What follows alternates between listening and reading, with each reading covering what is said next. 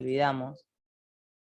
Pero bueno, para que quede un poco más en concreto el esquema dentro de lo que es análisis periodístico, recordemos que es un texto periodístico que interpreta los acontecimientos con los datos, como decíamos antes, datos cuantitativos como cualitativos.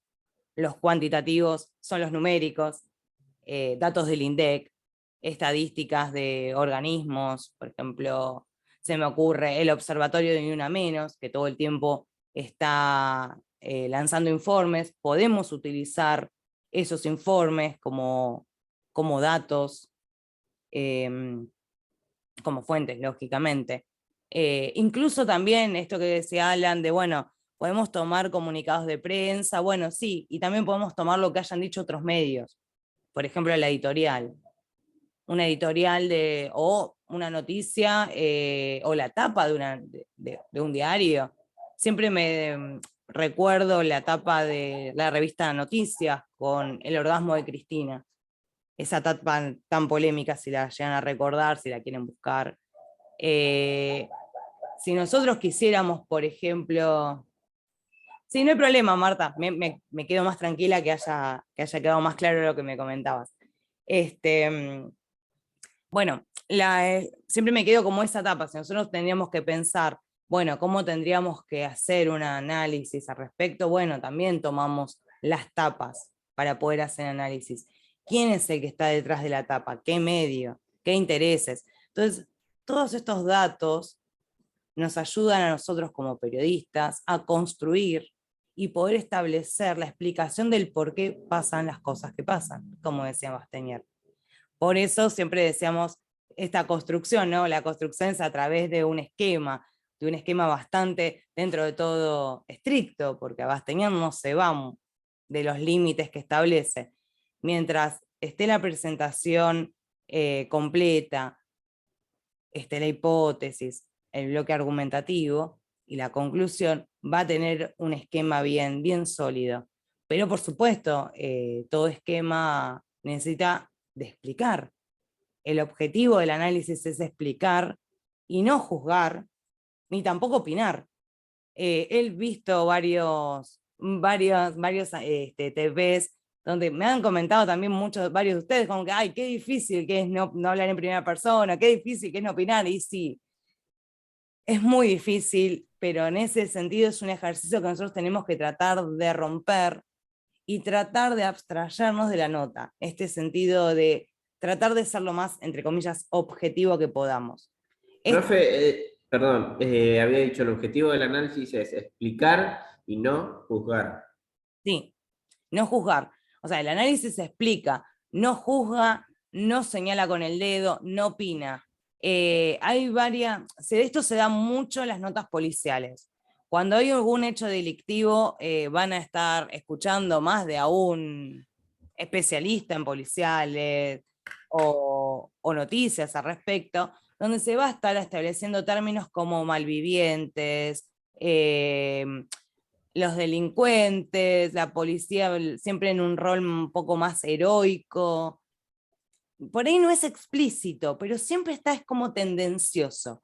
Siempre hay una tendencia a poner al policía como un, entre comillas, héroe, y al delincuente, entre comillas, un delincuente, malviviente, lo peor que se puede uno imaginar. En el análisis periodístico, esto no interesa.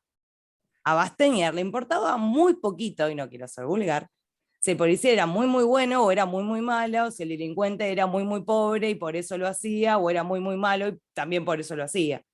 No le importaba eso, para él era algo normal. Él trataba de buscar la pieza faltante en el rompecabezas. Trataba de buscar, y de esa pieza faltante, que en todo hecho, en todo tema que merezca obviamente un análisis, va a faltar.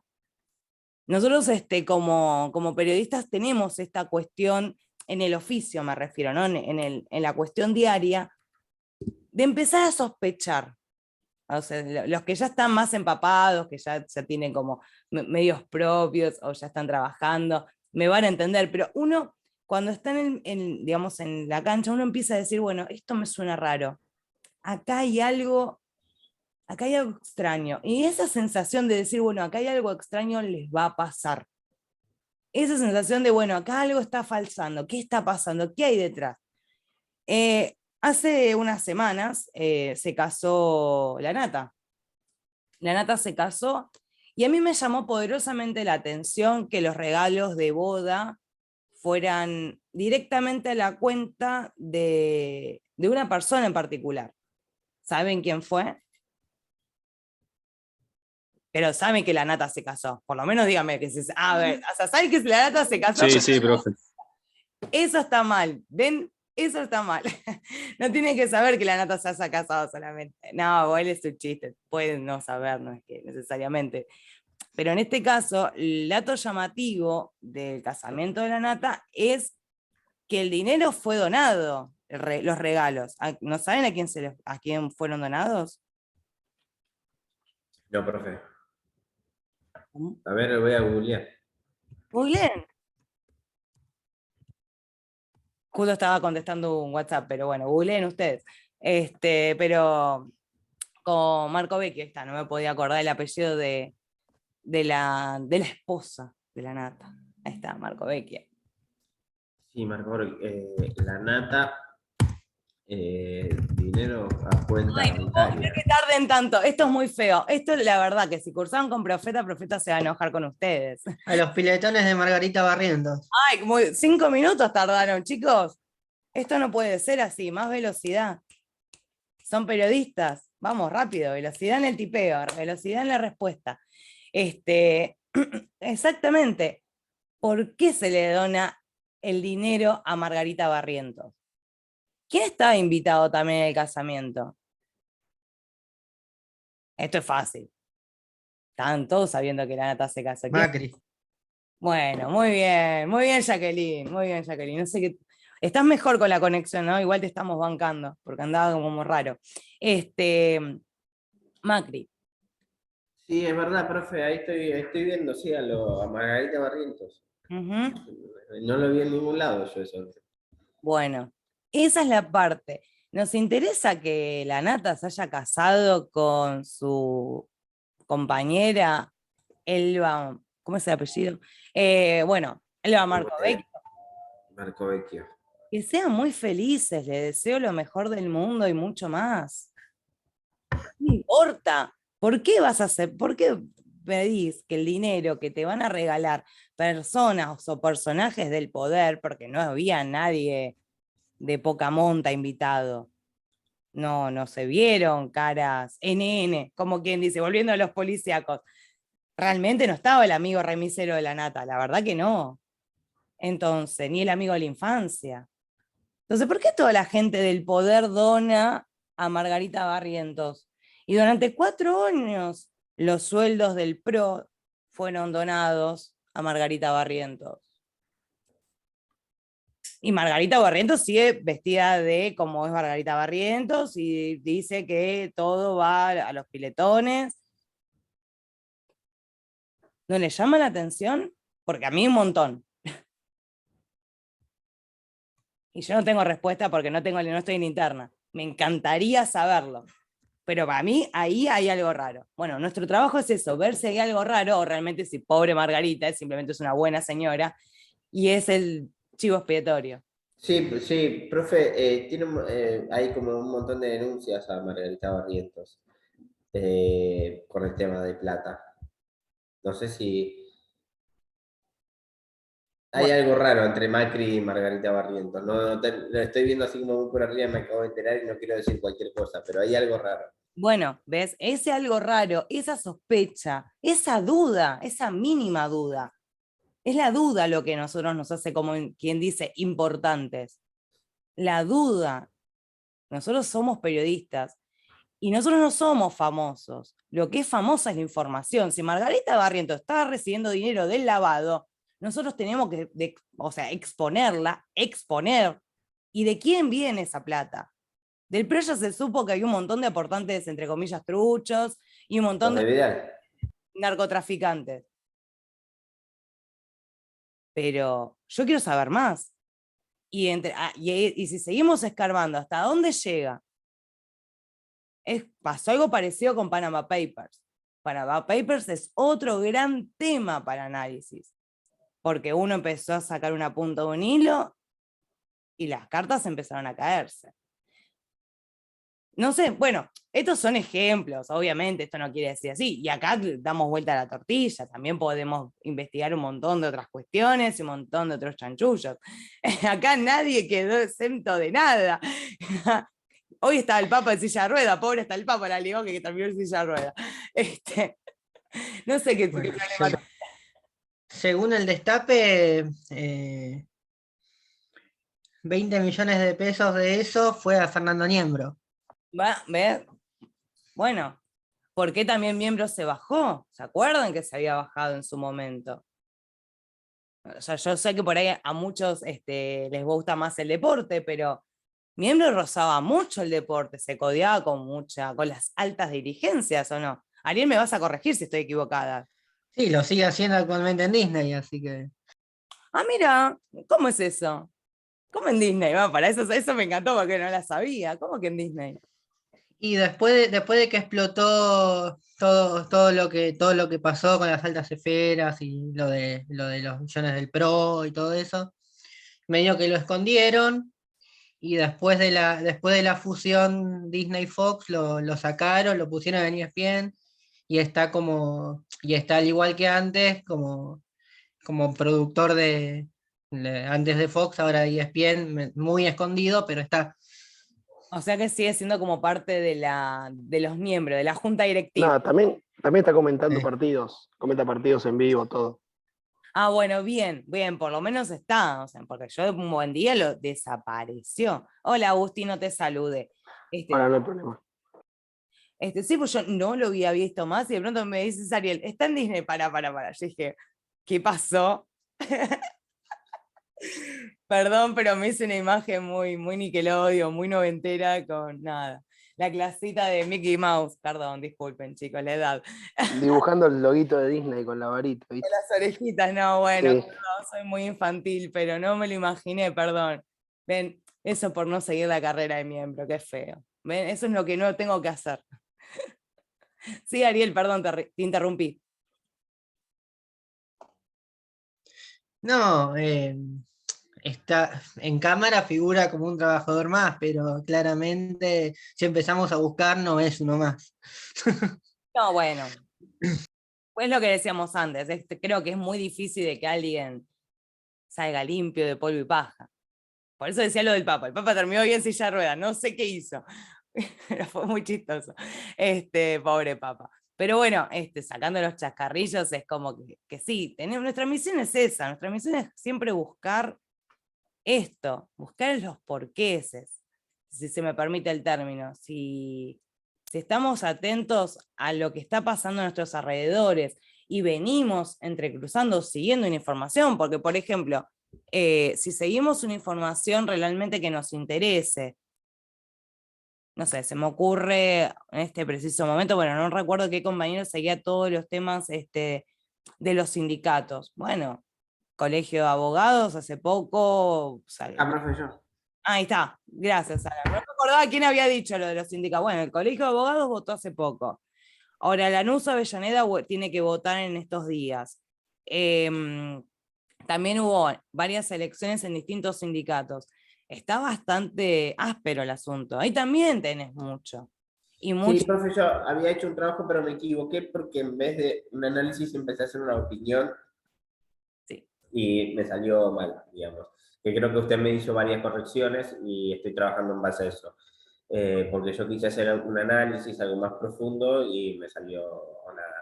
O sea, nada. Y creo que la primera cosa que me remarcó usted, o sea, lo más básico, que yo no me di cuenta, que nada, no chequeé los estatutos y las normas de los sindicatos, digamos. Hice una opinión sobre algo que no tiene un documento que lo defienda, digamos. Me di cuenta después con el error y que usted me lo marcó, profe. No, claro, sí, eso pasa muchas veces. Los estatutos van variando incluso de organización a organización. Si bien son todos bastante parecidos en sus términos generales, ¿no? Obviamente, porque tenés que tener un presidente, un vicepresidente, vocales, secretario general, o sea, si bien organizativamente son todos bastante parecidos, van variando dependiendo de los años de mandato, según cómo los han armado, cuánto se aporta, cuánto pueden estar, o sea, cuántos miembros se vota. Eso va a variar mucho en los estatutos. Esos son importantes porque va a modificarse mucho, porque es muy difícil después comparar entre sindicatos. Suponete que algún día vos quisiese decir, bueno, o buscar hacer un análisis de por qué el sindicato de la bancaria o el sindicato aceitero, como dos, o gremios así grandes, ahí está, dos gremios, quise decir, no sindicato, gremios grandes, logran las mejores paritarias. Ponele que tu análisis, vos pienses internamente en tu silla, en tu escritorio, con tu biblioteca de fondo, y te hagas esa pregunta: ¿por qué estos sindicatos o estos gremios logran para sus trabajadores, que bienvenido sea, pero son los que mejor dinero obtienen al final de mes? El resto de los trabajadores no. Ninguno. Docentes cobran cuotas, otros cobran en cuotas, otros no cobran. Entonces uno piensa, ¿por qué cobran mejor? Entonces, bueno, ahí tendrías que ver los estatutos, ver cómo son los aportes, ver si hay alguna comparación. Si vos ves que efectivamente ambos, o en términos generales, son comparativos, son iguales, tienen como las mismas bases, pero simplemente cambia entre que uno es bancario y el otro es aceitero, por ejemplo, no lo sé, desconozco, nunca vi los estatutos, pero por ejemplo que vos los veas, sí, bienvenido sea. Ahí posiblemente hay una linda tela para investigarlo, pero para mí son distintos. Pero vuelvo a repetir, no los vi. Yo por los rubros, son distintos. Qué sé yo. Una cosa es cosechar olivo y otra cosa es estar sentado en una oficina atendiendo y dando dinero. Que yo, uno trabaja de verdad. Claramente, sí. No, hay gente que trabaja de verdad. Sí, claramente. Basura, hay gente que trabaja en serio. O gente que está dedicada a la limpieza, gente que trabaja de verdad, no gente que está sentada en una oficina. Entonces, ¿por qué gente que trabaja de verdad son los que peores ganan? O son los que peor deberían ganar, porque para ciertas personas son los que son de segunda o de tercera categoría.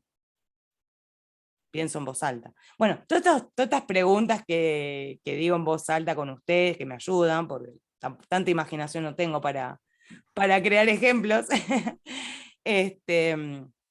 son preguntas que cada uno de ustedes se puede hacer internamente, y para construir, lógicamente, un análisis concreto, donde cada uno de ustedes puede verlo y puede analizarlo sin problema.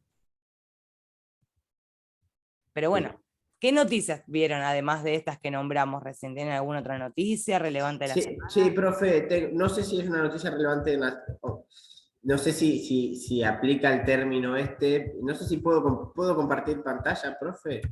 Creo que sí, creo que podés. Un segundo que busco la nota igual. No sé si es una nota de análisis.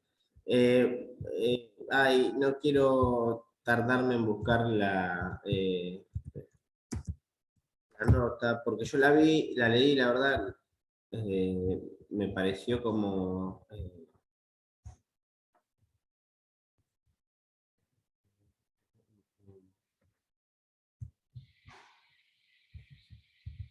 un segundito, profe.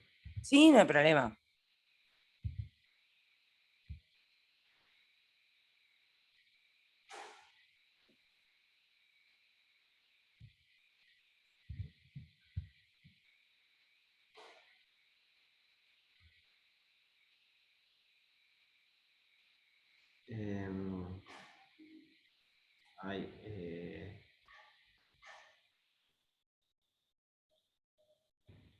Bueno, no la encuentro, profe, pero vi una nota que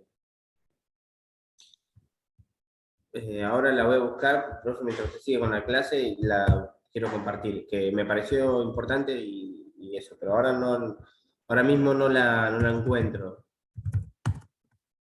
Bueno, no hay problema. Pero el resto, así vamos avanzando. ¿Qué les pudieron ver? Sí, Eileen. Sí, hubo varios casos de represión en todo el país. Primero reprimieron a unos integrantes de UTT campesinos en Santiago del Estero.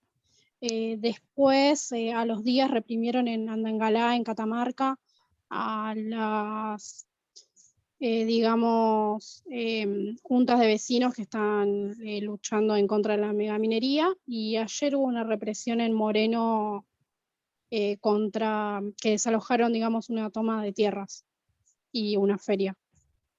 Ok. Fue como una semana donde lo que noté es eso, que hubo muchos casos de represión en distintos contextos y por distintos motivos, ¿no? Pero noté eso, que durante toda la semana hubo bastantes casos.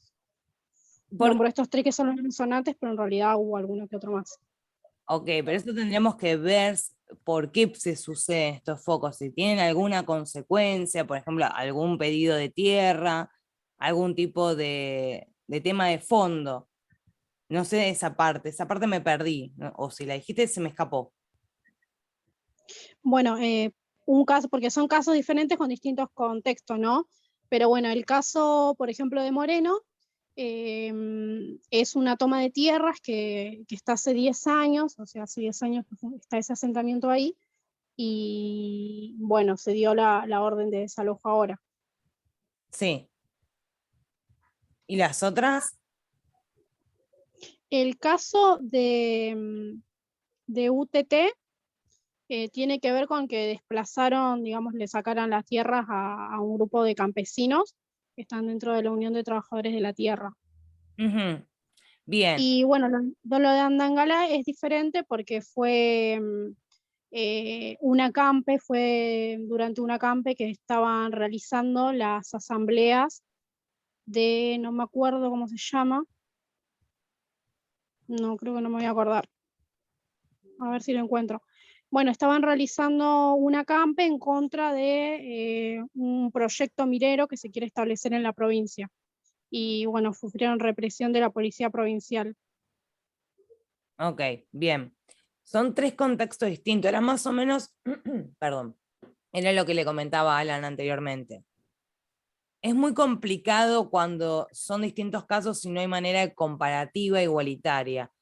Un tema son acampes por tierras, por pedido de tierras, otros por usurpación y otro es por el tierro de la UTT. Claro. Entonces, al ser tres casos distintos, Son como 3 temas de análisis distintos. claro, entonces lo podíamos llegar, entre comillas, a nuclear, o pensándolo, mejor dicho, pensándolo juntas, ¿no? Me refiero. A un tema de la falta de acceso de tierra, tanto ya sea para vivienda o para producción. Sí, Alan, no hay problema. Entonces, esta falta de acceso, o sea, tanto vos como yo, como la mayoría que acá presente, no tenemos el dinero ni en el banco ni en mano físico como para decir, bueno, me compro tanta cantidad de hectáreas. Entonces, esta falta de hectáreas o pedazos de terreno para construir te termina siendo más necesario por estas cuestiones que decíamos, falta de vivienda, falta de desarrollo económico, de productividad. Entonces lo podíamos ver desde ese lado, en vez de la noticia de represión. La represión no es, no es un análisis. Sí es un análisis la falta de tierra por ejemplo, a estas organizaciones en particular que son tan importantes, ¿no? Generan trabajo. Claro, sí. Sí, por ese lado. Claro. Venía. Sí, porque el tema de represión lamentablemente es noticia cuando el policía es bueno y ayuda a una persona y es raro. Y eso es noticia. Por eso digo, represión no es noticia ya. Tendremos que buscarlo más a fondo y analizar Claro. por la falta de tierra, por la falta de acceso. ¿Queda un poco más claro el tema de análisis ahí? Sí, entiendo. Buenísimo. ¿Hay alguna otra noticia o algún otro tema? Para seguir pensando, obviamente. Sí, profe, ¿qué tal? Buenas tardes. Hola, Diego. Bueno, al menos en las últimas horas que salió el comunicado por parte de Matías Lames, ministro de Turismo y Deporte de la Nación, del adelanto de las elecciones en San Lorenzo, que quizás es un poco más noticia por el tema de del presente que estaba viviendo el club, tanto institucional como deportivamente. Ante la renuncia de Marcelo Tinelli, se adelantó lo que eran las elecciones de autoridades por parte de los socios de San Lorenzo y poder llegar a un acuerdo para que lleguen las nuevas autoridades al club. Bien, bien, eso lo habíamos hablado la semana pasada con el tema de Tinelli y lógicamente lo que había sucedido. O sea, en este caso obviamente hay que ver qué está sucediendo, es una noticia en desarrollo, realmente habría que ver qué pasa, si se vuelve a postular o no, yo no creo. No quiero tampoco. Pero bueno, habría que ver qué pasaría si se volviese a postular.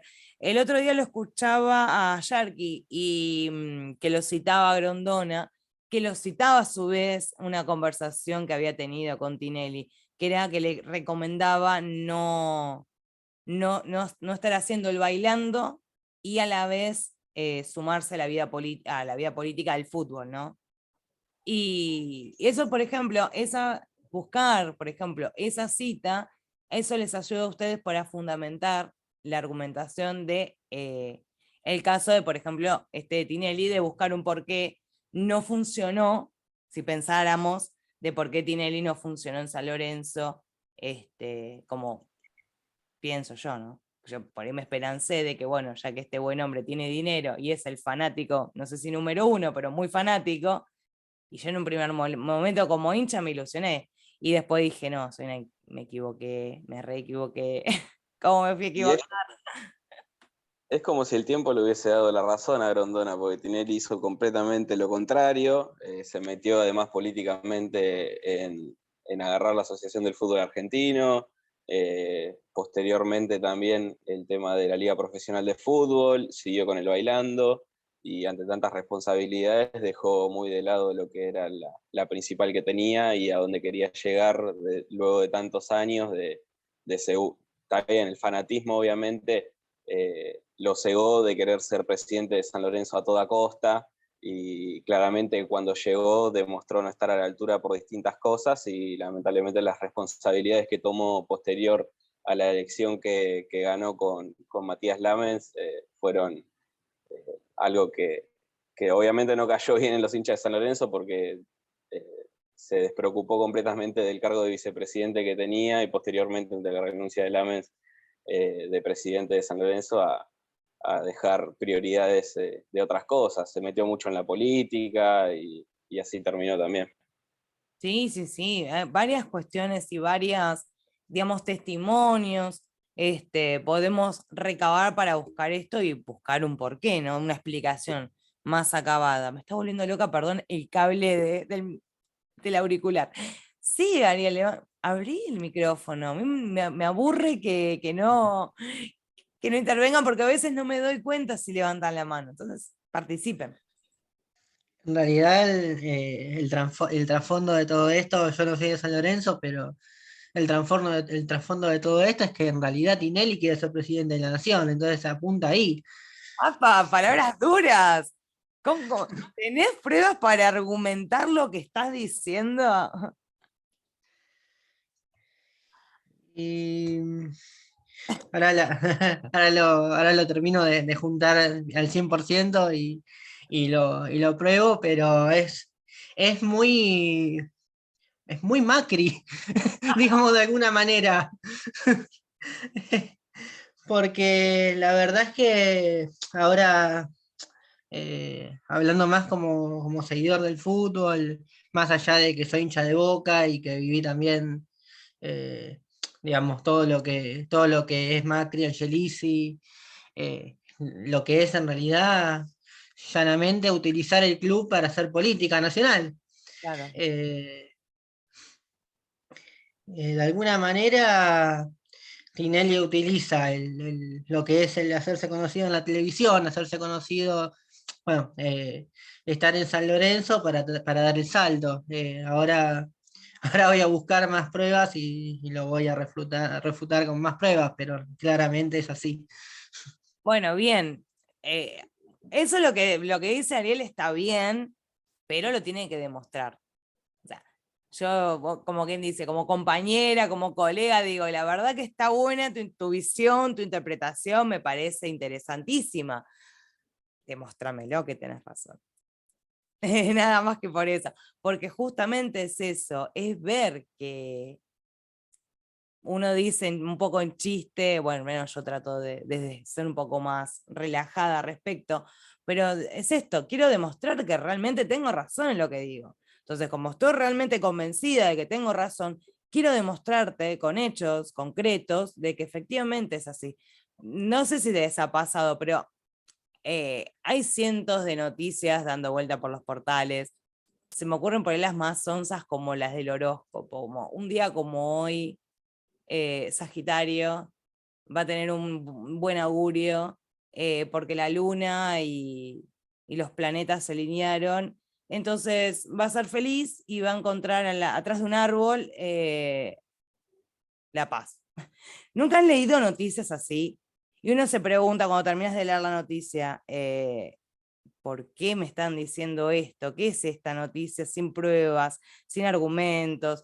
No hay nada, es vacío. Bueno, nuestro ejercicio es este, completar los espacios en blanco, completar los huecos, demostrar con hechos, trabajar. No escupimos noticias de desinformación como está lleno en varios lugares, sino que trabajamos para justamente demostrar que efectivamente tenemos razón en afirmar lo que estamos diciendo.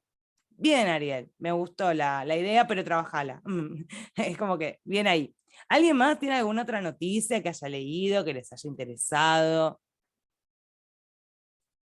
Hoy hubo una en Gualeguaychú de un intendente que tiene varios casos de abuso sexual y violación, y que ya arrancó el típico operativo de encubrimiento político entre políticos, por decirlo así, y al hombre ya lo están escondiendo, ya no lo encuentran en la casa. Lo que pasa siempre cuando hay un caso de estos relacionado a un político de cualquier partido, sea indiferente, Sí, obvio. y relacionado también, hoy lo que hizo una periodista que estaba viendo en la televisión cuando estaban contando, que lo relacionó con el tema de los curas, que cuando un cura siempre, normalmente lo mandan a otro país a hacer una, ¿cómo se dice?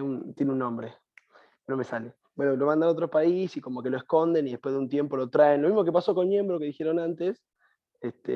Y nada, ya arrancó el operativo ese de encubrimiento y el muchacho sigue tranquilo por su casa. Es más, creo que el chabón sigue trabajando, pero no va al lugar de trabajo para que no le vayan a escrachar o no le vayan a hacer nada.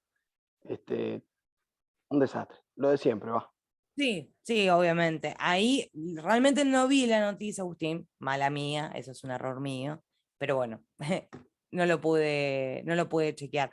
Pero bueno, justamente las noticias, tanto de abuso sexual, que bueno, más si se trata de figuras políticas, donde el poder ya influye, lo primero que se me viene a la mente, Alperovich,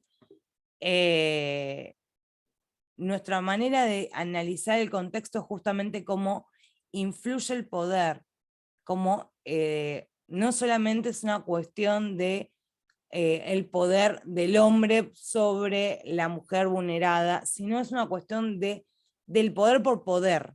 Esta cuestión de que yo tengo poder y puedo porque tengo poder. No sé si se entiende. Distinto sería, no sé, si yo me autoproclamo reina de Argentina, ustedes me van a decir, ok, la profe está para el Borda, Moyano, Cotolengo, ya está, listo. Perdió los últimos patos que tenía, no tenía muchos cuando la conocimos, perdió lo último que le quedaba. Bueno, una pena. No, no importa, o sea, yo no soy relevante. Ahora, si Alberto se autoproclama rey, es presidente hoy por hoy. Entonces, estas cuestiones del poder por poder influyen de otra manera. Estas noticias lo podemos ver desde el poder o también desde un análisis mediático, como medios. Gualeguaychú me dijiste que era el caso. Por ahí ver los medios de Gualeguaychú, cómo tomaron este caso, cómo lo abordaron y su tratamiento, esta cuestión de exponer o no a la víctima, de contar con lujo de detalles. Muchas veces sucede que la prensa establece o incluso muchas periodistas, muchas colegas, sin querer, directamente dicen, bueno, se encontró el cuerpo de una mujer estrangulada de tal o cual manera en tal lugar. Un montón de detalles que son innecesarios. Entonces, también podríamos ver desde el tratamiento mediático. Ahí como que son desde dos aristas como para unificar un mismo tema. No podemos concentrarnos como el caso de Ailén, esto que decíamos, no nos podemos concentrar puntualmente en el caso de Gualeguaychú porque hay un montón de casos que son parecidos pero no iguales, pero sí, al final del día son, como vos mismo dijiste, todos funcionan mal que mal parecido. Bueno, acá lo encontré en la noticia, el muchacho se llama Ángel Fabián Constantino, y por ejemplo, el gobierno de Gualeguaychú le pidió al intendente que tome licencia de su cargo, no pidió la renuncia o que lo echen. ¿Se me entiende a lo que voy? O sea, ahí hay algo que está a la vista de todos, pero que pasa como desapercibido si no estás atento, es que el chabón mantiene su trabajo. Claro. Y él abusó de 3 empleadas, en la noticia acá dice, y vos le estás dejando el trabajo a un tipo que abusó sexualmente de 3 empleadas, y le das la licencia, o sea, vas a ir cobrando su sueldito de político, que no es para nada bajo probablemente, un tipo que es violador, o sea, no hay vuelta que darle. Ahí hay algo que ya rebalsa por todos lados, que es indignante. A la diferencia que, vamos a poner un ejemplo banal, pero rápido, si yo trabajo en un McDonald's, poner así, o un hombre trabaja en un McDonald's y abusa de 3, 4 mujeres empleadas o compañeras de trabajo, esa persona va a perder el trabajo y no va a poder laburar nunca más en su vida prácticamente. Y Claro. probablemente termine preso. Bueno, a este muchacho lo licencian y sigue cobrando su sueldito de su casa, mientras encima lo licencian con la excusa de que sea más igualitario para la justicia. Mira, maestro, igualitario no tiene que ser realista y tiene que las medidas sean la misma vara para todas las personas, sin importar el cargo o el poder jerárquico que tengan. Si no, estamos siempre en la misma. Se salvan los vivos de arriba y los de abajo siempre se comen el hachazo por la espalda. ¿Se me entiende? Sí, totalmente. De todas maneras, en ese caso, también habría que ver si efectivamente está de licencia con goce de sueldo o sin goce de sueldo, porque ahí cambiaría un montón la información. Si está con licencia sin goce de sueldo, lo que establece simplemente el Estado de Derecho. Buenísimo, yo no te dejo sin trabajo, pero tampoco dejo que estés en el mismo espacio físico que tus compañeras o las personas, en este caso, que fueron abusadas. Ahora, si está apañado, como vos bien decís, Agustín, si efectivamente llegamos a la conclusión de que está de licencia, sigue cobrando el sueldo, sigue teniendo contacto con las víctimas, en este caso. Acá tengo la información, profe. Dice, esto de Telam, ¿eh? La fiscal señaló que el intendente debe permanecer en su domicilio en el horario nocturno y en el horario diurno puede seguir yendo a trabajar al municipio. O sea, el muchacho si quiere va a trabajar. Pero no puede ser. No, de noche no puede salir. Claro. Igual tiene también denuncias por haber roto la perimetral que tienen las víctimas con él también. Pero o sea, el tipo es un...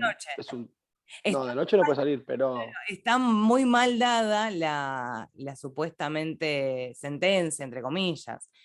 Habría que ver si efectivamente las chicas continúan con una denuncia y cómo establece. Pero ahí sí, o sea, en esto estuvo muy mal dado. No puedes estar dando una media sentencia, no sé, es como una media prohibición. Te dejo salir. Claro, es que el objetivo, según la fiscal, era desarticular la situación de miedo que había en el municipio.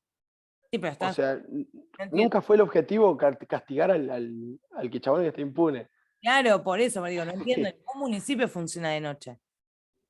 Claro, tal cual. Claro, tal cual. Y los casos de violación fueron todos en el espacio laboral. O sea... Claro, por eso digo, ahí también tenemos otro dato, bien Agustín. Si encima fue una fiscala, vamos a ponerle la A al final, mucho más. Puede decir, incluso la falta de perspectiva de género de Ley Micaela, que tiene una fiscal que es funcionaria pública del Estado, que cobre un sueldo y que por obligación tiene que capacitarse en Ley Micaela, no está atendiendo como corresponde a las víctimas que están yendo a denunciar a su agresor. Ahí tenés. otra perspectiva para poder analizarlo con este ejemplo. El apellido de la fiscal es Cedrés, de paso. Me encanta porque tiene toda la data. Y porque está en Telam. O sea, si Telam, mira, para que Telam haga esta nota, porque encima. Ojo, igual. Tengan también desconfianza de Telam. Sí, yo por eso, yo Telam desconfío porque la nota, o sea, Telam también juega su papel políticamente hablando. Todos jugamos acá, entonces. Claro. De todos nosotros incluso. Y claro, y el tema es que el partido al cual responde el municipio entero es el PJ, o sea, el Partido Justicialista, y es raro porque Telam normalmente estas notas las saca, pero como escondidita, ¿viste? No te la tira tan así.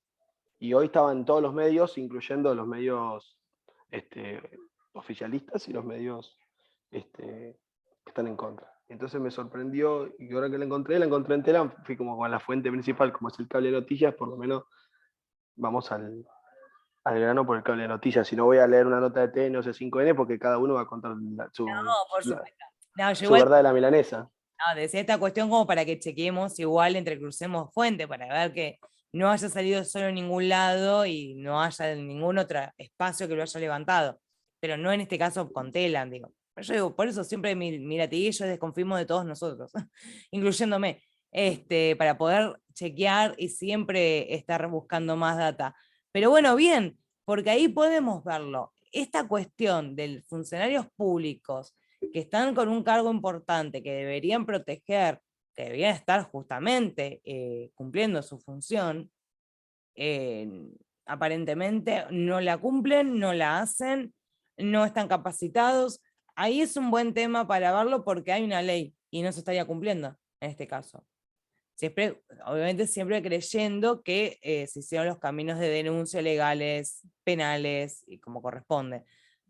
Siempre tengamos en cuenta, aunque no nos guste, pero la única manera que funcionan las cuestiones de denuncia es ante la justicia, no ante Facebook, no ante Twitter, no ante nuestros amigos, sino ante la justicia. Si tenemos algún problema con alguna persona, lo tenemos que hacer de esa manera para que efectivamente pueda cumplirse. Pero bueno, justamente siendo una fiscal. Esto es horrible, Agustín, así que bien, me gustó. No digo que es horrible por vos, no, que no se me malinterprete. Digo por la información, porque sigue pasando y bueno, aparentemente sí, parece que pasa como chiste y queda, ¿viste? Como el diputado del año pasado que en medio de la sesión andaba toqueteando al asistente y ¿entendés? Y parece que joda, literalmente parece que, perdón, parece que pasa como chiste, ¿viste? Y se ríen, le hacen meme después, ¿viste? Pero después hay un trasfondo que nadie quiere ver y nadie quiere destapar. Y el tipo sigue laburando, creo, no creo que lo hayan destituido. Capaz que está destituido del cargo, pero está laburando en otro cargo político. No, en ese caso... Pasa que yo lo que voy es cuando alguien se pone en contra de estos tipos de políticos así, que están encubiertos por ello. Porque el tema, a ver, cuando escuchamos a Milei decimos, este chabón está loco, o está enfermito, pero cuando habla de los políticos que se encubren unos a otros y son como piel de camaleón, que si tienen que matarse por otro político similar, lo hacen, ¿entendés? Y hay como un encubrimiento entre ellos que no... Desde mi punto de vista, yo lo hablo totalmente. Acá pongo mi opinión. Cosa que no claro, cosa que no se hace, haciendo todo lo contrario. Hay como un encubrimiento entre políticos y vamos a usar la palabra casta, como usa el mal peinado Milei, para hablar del tema, porque es la realidad. O sea, uno lo ve y no lo puede creer desde afuera y sigue laburando. Es más, creo que hasta hace poco había otro que también tenía como 10 causas de violación y está trabajando de diputado, de legislador, no me acuerdo quién es. Sí, varios, y de varios partidos distintos, que eso es lo loco. O sea, alguien tiene que hacer algo, pero nadie lo va a hacer nunca porque los poderes los tienen ellos, no nosotros. Igual de todas maneras, vos bien lo dijiste, todos. Es una cuestión... Sí, todos. Por eso digo, para analizar este tema hay que salirse por fuera de una cuestión de partido, una cuestión partidaria. Por eso digo, hay que poner el ojo más en una cuestión de masculinidades, una cuestión más de poder, del poder por poder. El foco ahí estaría puesto más en esta cuestión de que por qué hombres masculinizados, con rasgos socialmente hegemónicos, heterosexuales a priori, abusan sexualmente, acosan a otras compañeras, a otras dirigentes. ¿Por qué el acoso sexual dentro de la política? ¿Por qué la mujer dentro de la política tiene que estar siempre o casi siempre en un lugar inferior? Estas cuestiones son interesantes, lo que comentaba Agustín, pero bueno, no pondría la mirada justamente en partidos políticos, sino lo pondría más en una cuestión de masculinidades, en una cuestión patriarcal. No, por eso, tal cual, es lo que decía. Yo lo que voy es que, claro, son piel de camaleón, cambian de color para donde va el viento la mayoría de las veces. O sea, Son hombres. y claro, y se cubren entre ellos como si fuese normal, ¿viste? No, la verdad, el diputado este que anduvo chupando los pechos a la asistente en medio de en la Cámara de Diputados, decís, uy, sí, y nadie dijo nada, absolutamente nada. Lo vieron todo, lo vio todo el país, nadie dijo nada nunca. Se hicieron memes nada más. Y dale, decís, dale, Esa- déjense de joder, muchacho. ese hecho fue interrumpido inmediatamente por Massa y fue Ujú. pedida la renuncia inmediatamente de ese legislador. Ya no trabaja más en política, fue expulsado. Me gustaría saber de qué trabaja ahora igual, si no sigue en política. No, Yo no le pongo la mano en el fuego, no está. no lo sé en su provincia, pero oficialmente hoy, en la actualidad, no estaría. Por eso digo, no sé en su provincia, porque no recuerdo desde... Pero eso tendríamos que también verlo. Por eso digo, no concentrarnos por ahí en partidos, sino en seres humanos, porque me acuerdo patente porque lo vi en vivo. Y Massa lo interrumpió inmediatamente y fue como censurado por todos todos los que estaban presentes. Entonces, por eso decía lo de poner el foco en Ley Micaela, en las capacitaciones, en la formación, porque la formación es muy importante. Yo me acuerdo más de un legislador decir que, bueno, que las mujeres no tenían ningún problema en ser piropeadas. Y bueno, Macri dijo eso también. Cinema, el presidente en ese momento. bueno, bien Alan, porque no recordaba quién lo había dicho, Sí, pero creo que lo dijo antes de ser presidente también cuando era dirigente de Boca, creo, cuando era. Sí, por ahí. Lo he dicho en un programa de radio. de todas maneras, antes o después lo dijo. Entonces, esa fue una persona que luego terminó gobernando. Entonces, hay que tener como esta mirada de que uno dice, bueno, efectivamente, tratamos de buscar esta pureza, nadie la tiene, buenísimo. ¿Cuál es el menos malo? Pero en este caso que traías la nota, habría que ponerlo más en una cuestión de perspectiva de género, más que puntualizándolo de un partido en particular. Porque lo que aporta Milei tampoco aporta, porque Milei también tiene un pasado muy oscuro, un pasado dentro de la última dictadura militar, siendo asesor de un genocida. Entonces tampoco estaría muy... Él también pertenece a una casta, entonces también es una cuestión de... Sí, profe, aparte Milei, no quiero abrir debate político, pero viene de parte del dueño de América. Ahí se me fue el nombre de la cabeza y el tipo es dueño de aeropuertos, o sea, viene a representar un sector que lo banca y que, digo, ¿de dónde sale la plata de la campaña de Milei? Digamos, una campaña política sale miles de millones, ¿quién la banca? Es Eduardo Nequian, el armenio, dueño de varios aeropuertos en el mundo, o sea, no es que hace eso porque quiere a la gente. Y tengamos en cuenta su última declaración con cerrar aerolíneas. Y Ahora todo que... eso. Bueno, profe, encontré la nota y no sé si la puedo compartir con los compañeros. Compartí que estás re ansioso con la nota. Sí, no sé si, a ver, compartir pantalla, no sé si yo le voy a poner. Se está viendo, creo que la computadora, si es así, ¿ustedes lo ven? Sí, tu computadora estamos viendo. Sí, ahí está. Me pareció, es una nota re larga, es de un periodista que se llama Juan Pablo Peralta, que está acreditado en Casa Rosada, y que también yo lo empecé a seguir cuando él le hace una pregunta a Macri que hablando de los aumentos y demás y todo esto, pero él decía, ¿cómo lo vamos a pagar nosotros argentinos? Lo de bien, dice. Nada, ¿viste? Fue muy crítico con el macrismo y estos días le di una nota y no encontré es súper extensa, pero no encontré de dónde se agarra él para justificar el título. Por eso la quería compartir con los compañeros, a ver qué les parece. A ver, no sé dónde dejar el cuadrito este Podés compartir, si no, el link. sí, comparto el link directamente en el chat para no compartir la pantalla. ¿Está bien? Así podemos bajar todo y ver. Porque claro, pues estamos viendo lo que vos ves, pero Sí, si hace el título, no podemos seguir chusmeando. sí. Así puedo también chusmearla yo desde acá. Sí, si no hay justificaciones, es como que uno tiene que. Por ejemplo, yo lo primero que veo acá es apuntó un dirigente kirchnerista. Una frase. Claro, sí, sí, todo el tiempo así. Remarcó a alguien que pasó. Digo, ¿y No, quién es ese alguien? eso para el análisis, para Bastenier, para nuestra cátedra, es mentira. Eso es mentira. No hay pruebas. Decime, fuimos. Fue, no sé, Viviana Canosa, que dijo eso en su programa de televisión. Me mandó un WhatsApp a mí y me dijo eso. Pero lo dijo alguien. No, apuntó un dirigente. O esta cuestión de, según el ala de los halcones. ¿Vieron? Ahora que está re de moda esto de los halcones. Bueno, según los halcones, ¿quiénes son los halcones? Dame nombres. Bueno, en análisis necesitamos nombres. Por eso cuando aparece así, uno empieza a decir, ay, ¿de quién tengo que confiar? ¿De vos? ¿Quién sos vos? Ah, ¿cómo se llama? Juan Pablo Peralta.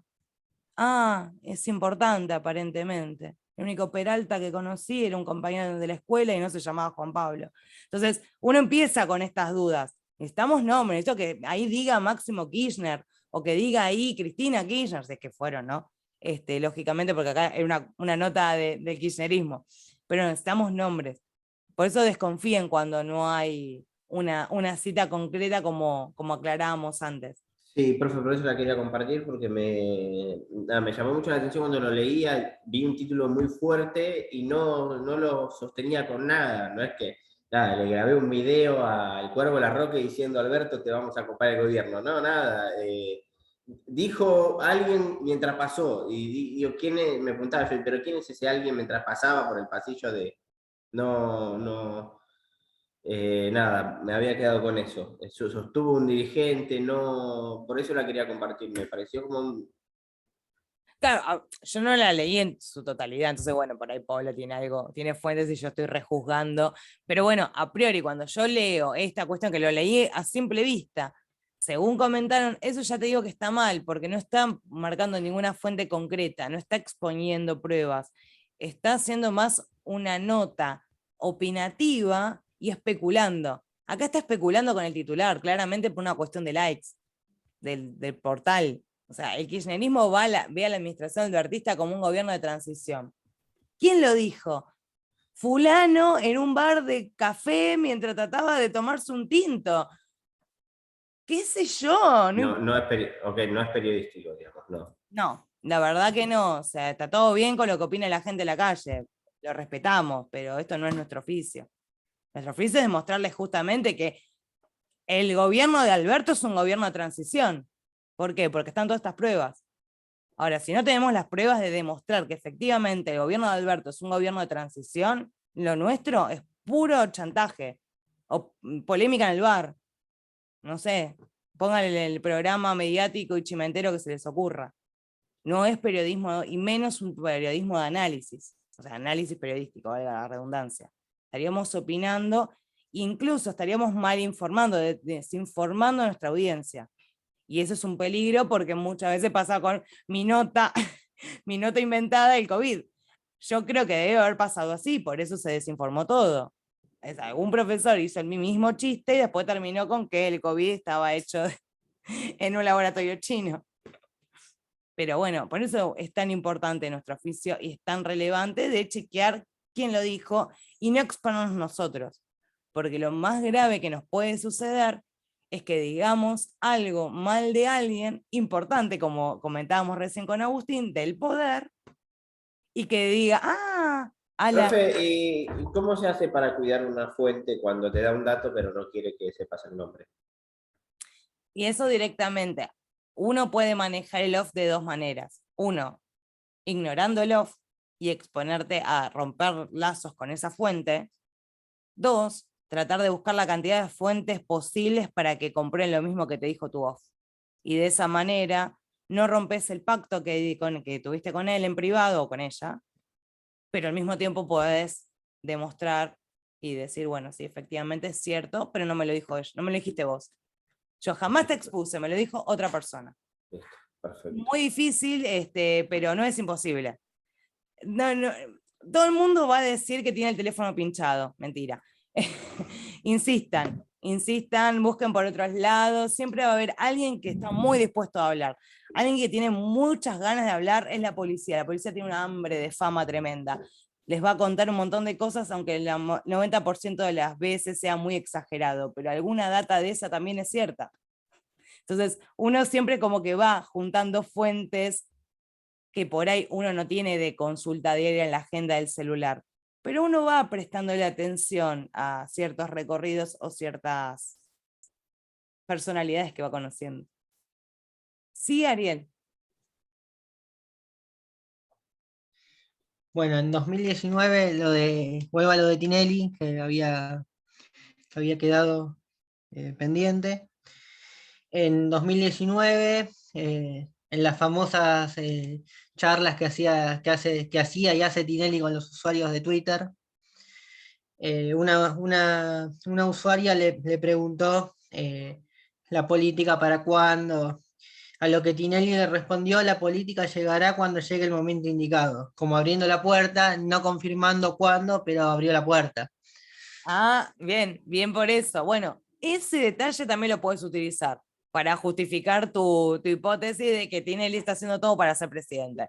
Entonces, ese pequeño tuit que uno pensaría, no le voy a dar importancia, bueno, acá hay una respuesta directa.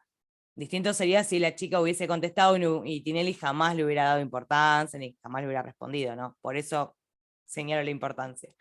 Pero lo pueden utilizar. Y cuanto más datos tengan, cuanto más información puedan conseguir, más creíble y más verídica va a ser la hipótesis.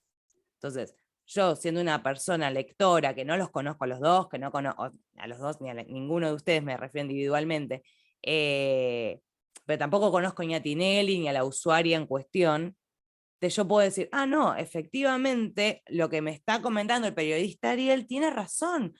Wow, nunca me había dado cuenta que según las estadísticas y según los datos y los resultados brindados por lo que demostraron los distintos organismos, concluyen en justamente esto que está demostrando. Entonces, una persona que no está empapada en el tema, por más que no conozca la dirigencia, por más que no esté tan en profundidad, pueda llegar a la misma conclusión que llegó Ariel en su intimidad, en su casa, en su escritorio, escribiendo esta nota de análisis, ¿no? Y lo mismo le va a pasar a cada uno de ustedes. Por eso es tan importante pensarla, digamos, estas ideas que a uno se nos va ocurriendo, que pensamos en nuestra intimidad, de que justamente nuestros lectores puedan llegar a hacer lo mismo, hagan ese mismo clic, ese mismo ejercicio. Si llegamos a lo obvio, esta cuestión de que, no sé, decir la obviedad de todos son corruptos, no hay análisis ahí. Estamos diciendo lo obvio. La mayoría en el mundo es corrupta. Dígame quién no lo es. Es como decir, acá ninguna persona tiene relaciones sexuales. Bueno, es muy difícil encontrar por ahí estadísticamente o una persona o un grupo de personas que no tenga relaciones sexuales porque quiera. No digo que no exista, digo que porque, tipo, en este grupo. Entonces, como tenemos cada vez menos personas bondadosas y que hagan las cosas bien, que no sean corruptas, más complicado es hacer un análisis del por qué una persona es corrupta. ¿Qué sé yo? ¿Por qué ser humano? ¿Por qué una persona tiene contradicciones? ¿Por qué ser humano? ¿Por qué una persona se excita? ¿Por qué ser humano? ¿Por qué siente placer? Porque es humano. Entonces, cuando uno tiene la respuesta, es obvia, uno dice, ¿y por qué es así? Tenemos que seguir pensando cómo seguir escarbando para ver qué podemos más encontrar, además de la respuesta obvia. De que, y bueno, ¿y por qué es Macri? O porque, y bueno, ¿por qué es Boca? O porque, bueno, es San Lorenzo, o porque es Tinelli. Entonces, por eso digo, yo los cargo con esta cuestión de que, bueno, el 1-1 a mí no me importa, a mí el resultado me da igual, si entró el gol adentro del arco, no. Está todo lindo, me encanta. Me da igual si ganó o perdió, queríamos saber más qué hay detrás. Entonces, ahí es donde aparecemos nosotros. O sea, ahí queda un poco más claro el redondeo. Genial, Ariel. Me encanta. Me encanta cuando estos momentos de sacarle el cuero a la dirigencia, que no me importa que no haya consecuencias negativas para mí, porque total no juego a nada. Entonces es buenísimo. Son los pequeños momentos de venganza. Alan, ¿vos querés decir algo? Ah, ok. No, no, profe, estaba prestando atención a la clase, profe. No, está bien. No, yo pensé que justo había interrumpido. No sé si alguien más quería decir algo, quería hacer algún otro aporte de las noticias de la semana, o a lo que estuvimos conversando, ¿no?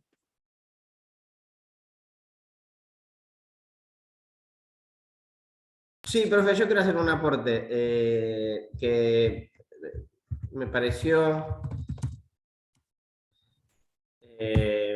que a veces me guardo cosas para la materia y la voy a pasar, es una nota que más o menos es como la de arriba, que quería hacer el aporte de eso porque era una denuncia de un sindicato que no se quería, como que no querían quedar pegados en que ellos, como que el sindicato quería denunciar, pero sin decir, che, como somos nosotros los que denunciamos. A su vez, pasó de que estaba hablando yo con el chico que escribió esta nota, que me dijo que había enviado una galletilla a los medios de Zona Norte, pero nadie lo levantó, y que, nada, eso. Yo creo que no, profe, yo no veo como... en algún momento dicen como que empieza a dar opinión de negociados y eso, pero no hay nada que lo... casi en el anteúltimo párrafo dice...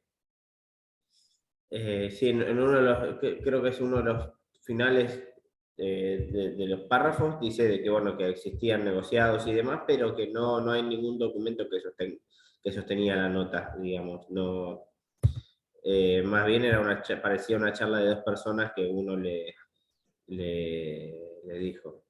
Sí, o sea, muchas veces sucede que uno conoce a una persona que está dentro del ambiente, ¿no? Seguramente, no sé si tú conocí o la persona que la escribió, Sí. tenía este dato de alguna persona, algún trabajador de adentro, pero el trabajador simplemente denuncia lo que le pasa, como, bueno, no me pagaron lo que corresponde, sueldos atrasados, o si tienen que tener algún tipo de equipo de seguridad, me imagino como fajas o algún tipo de elemento de seguridad, mismo barbijos, alcohol en gel, algún tipo de elemento que por ahí no se lo estaban dando. Entonces, estas cuestiones yo te las puedo contar a vos, Alan, en la intimidad, tomando un café, tomando mate, y tú, ay, no sabes, Alan, lo que me pasó. Estoy trabajando para el Quilmes Rock. Ay, no, no me dieron nada. Me dijeron que me llevara el alcohol en gel y no me dieron ni siquiera, no fueron capaces de darme un barbijo que dijera Quilmes Rock como para que la gente pueda identificarme que soy parte del staff. ¿A vos te parece? Ah, y lo peor, tengo que ser monotributista y me dijeron que voy a ver el primer pago recién dentro de 3 meses. ¿A vos te parece que una empresa privada me esté...? Entonces, vos me decís, bueno, bien, tengo un testimonio re válido desde adentro, me re sirve. No tenés nada, tenés simplemente un testimonio mío de una trabajadora. Hay que seguir investigando, no es que sea inválido, ¿no?, el testimonio de esta trabajadora, de este trabajador, pero hay que seguir investigando, porque ¿qué afiliación tiene con los sindicatos? ¿Está afiliado ese trabajador en un sindicato en particular? ¿El sindicato hizo la denuncia correspondiente? ¿Hay una afiliación gremial más grande? Entonces, a partir de que uno va estableciendo denuncias, que obviamente un problema laboral de una persona individual responde el sindicato. Es prácticamente de esa manera, a menos que la persona no esté afiliada. Si la persona no está afiliada, y bueno, mucho no se puede hacer. O sea, el sindicato puede responder, pero de todas maneras no puede hacer mucho más que eso. Pero si el resto de las personas están en las condiciones óptimas, y solamente hay una persona que se queja, también es como que no tendría tanto peso la denuncia, no sé si soy clara. Siempre las denuncias tienen peso cuando son, bueno, obviamente colectivas. Sí, profe, y esto que estaba pensando en lo que usted decía durante la clase, voy a leer un párrafo que dice: son innumerables las denuncias contra esta empresa y la contratación de la municipalidad de Vicente López solo es entendible si existiera una complicidad, vinculación o negociado con algún funcionario del municipio. Y se dispararon los trabajadores en un duro comunicado que tampoco está, digamos. No, Ese es el digamos, tema. Si hubiese estado el comunicado, uno diría, listo, se está refiriendo a este comunicado en particular, donde el comunicado expresa con nombre y con apellido todos los firmantes. Un comunicado tiene las firmas. Si se resolvió, por ejemplo, en una asamblea, la asamblea de trabajadores del sindicato, no sé, de Quilmes Rock, no sé cómo sería, de seguridad. Bueno, nos reunimos en la asamblea del gremio de contratados de la empresa de seguridad Sorongo. Bueno, no nos pagan en el Quilmes Rock. Bueno, listo. ¿Quiénes firman? Eso son. Profe, y otra consulta, cuando un medio usa el estarían, el podrían, porque en el último párrafo dice la denuncia de los trabajadores de seguridad podría salpicar a la gestión del municipio de Vicente López, a cargo de la jefa comunal, Soledad Martínez, y el director de habilitaciones, quienes ya estarían al tanto del oscuro prontuario de las irregularidades, como que todos sabrían, hacían, como que... Se lava las ¿A qué se debe la especulación? A que se lava las manos, a que no tiene pruebas para decir lo que dice. Entonces, sospecha de que el municipio está al tanto de las denuncias, porque efectivamente piensa que lo saben, entonces especula con que va a tener algún tipo de consecuencia la nueva jefa comunal. Incluso denoto un pequeño, chiquitito, pequeño desliz machista en la escritura, porque ¿qué hubiese pasado si ahí aparecía el nombre de Macri como el anterior intendente de Vicente López? No sé, profe. ¿Qué diría usted, profe? No lo sé, digo yo. Esta cuestión de que yo me pregunto, ¿no? ¿Por qué, ¿por qué el interés en Soledad Martínez? Da igual si hoy por hoy se hace en Tecnópolis por una cuestión logística y que el gobierno pertenece al color que puso Tecnópolis en el mapa. Y da la casualidad que el predio que se brindó, que se destinó a utilizar Tecnópolis, está en los límites de Vicente López, pero podría haber estado en La Plata, podría haber estado en otro lugar. Entonces, ¿por qué esta cuestión? Por eso digo yo, acá siento un pequeño, chiquitito, pero esto porque yo soy una feminista mala onda. Entonces digo, chiquitito, dejo medio machirista, de, bueno, poner el ojo en que va a tener problemas Soledad Martínez por estos conflictos. Si ya venía la empresa denunciada anteriormente, Arte Pop creo que decía, o Pop Art, no recuerdo el nombre de la productora, ya viene trabajando con empresas de músicos y haciendo festivales, más allá de la pandemia, ¿o no? No nació ayer de un repollo, así, puf, nació la productora la noche a la mañana. Ya viene haciendo festivales. Entonces, si ya viene haciendo festivales, ¿por qué el ojo tanto en ellas? Pero por eso te hago esta cuestión de que detecto el dejo machista de hacer foco en Soledad y que ya está justo ahí.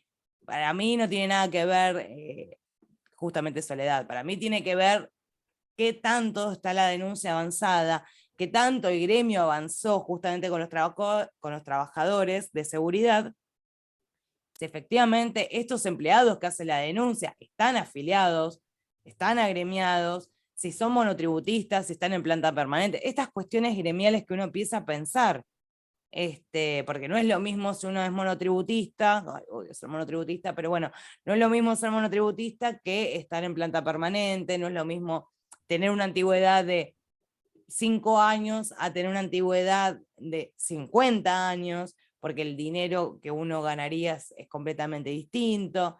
Entonces, todas estas cuestiones empiezan a jugar a la hora de hacer los reclamos que corresponderían. Pero bueno, estas son cuestiones como para que vos la pienses en tu análisis personal en caso que el tema te interese, ¿no? Obvio. Gracias, profe, porque me apunté todas estas cosas porque veo muchas notas así, ¿viste? Podría, sabría, ¿qué pasaría? Sí, Claro, o sea, pero no hay ningún documento no veo documentos que sostengan eso. No lo veo eso. No. en la jerga le decimos abrir el paraguas ante un juicio. Antes de que me acusen de calumnias e injurias, abro el paraguas. Es simplemente eso, especular abriendo el paraguas para que no te denuncien. Es lo único que sirve, o sea, sí, en los portales se usa un montón por este tema, porque tenés que llenar páginas o mejor dicho, píxeles, de contenido, y uno también termina haciendo un poquito el ganchito y la zanahoria periodística para que uno termine leyendo la nota hasta el final. Si la nota es un plomo desde que empieza, ¿quién la va a terminar de leer? Nadie. Y si cierra abruptamente, uno va a pensar, ¿y qué pasó? ¿Me cortaron la nota por la mitad? ¿O le faltó un pedazo? ¿O la entregó sin terminar? En este caso es un gancho periodístico. No sé, no quiero matar a tu amigo, pero está bien el gancho para un portal de noticias, pero no es análisis periodístico. Esto no es un análisis, es pura especulación para llenar un poco la nota. Perdón. No, está muy bien, profe. No quiero ser mala, perdón si es tu amigo, un pariente, por eso. No, está bien porque me da visión crítica, profe, de las cosas. Me parece bien, profe, yo todo esto estoy apuntando, porque nada, veo eso constantemente. Bueno, voy a abrir el juego a los compañeros. No, por favor. Gracias, profe, y le debo un par de trabajos largos, así que este fin de me voy a ocupar.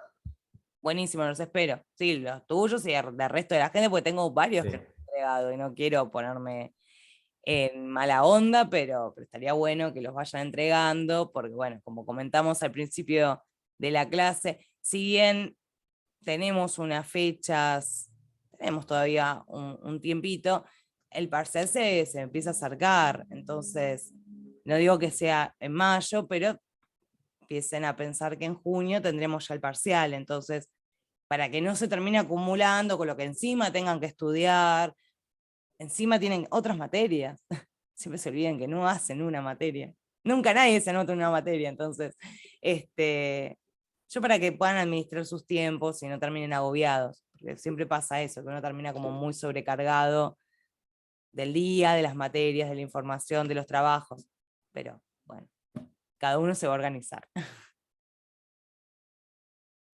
Bien. ¿Hay alguna otra noticia o algún otro comentario que quieran aportar? ¿Estamos? ¿Pudieron leer sobre el tema que nos competía hoy? Hoy teníamos un tema muy importante, no sé si lo llegaron a ver, lo pudieron estar chusmeando. ¿Pueden comentarme sobre el tema de hoy? ¿Qué vamos a ver?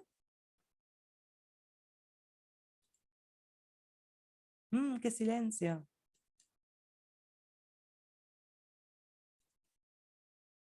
¿Nadie va a comentar absolutamente nada del tema?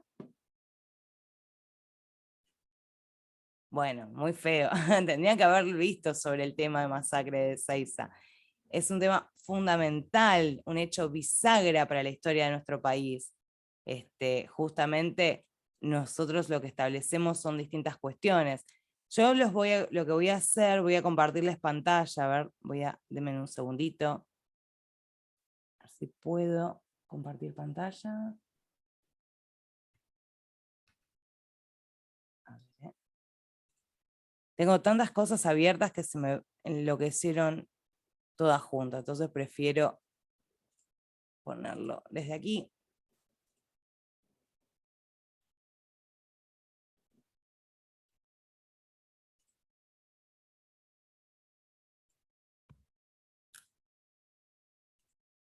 ¿Ustedes pueden ver la pantalla?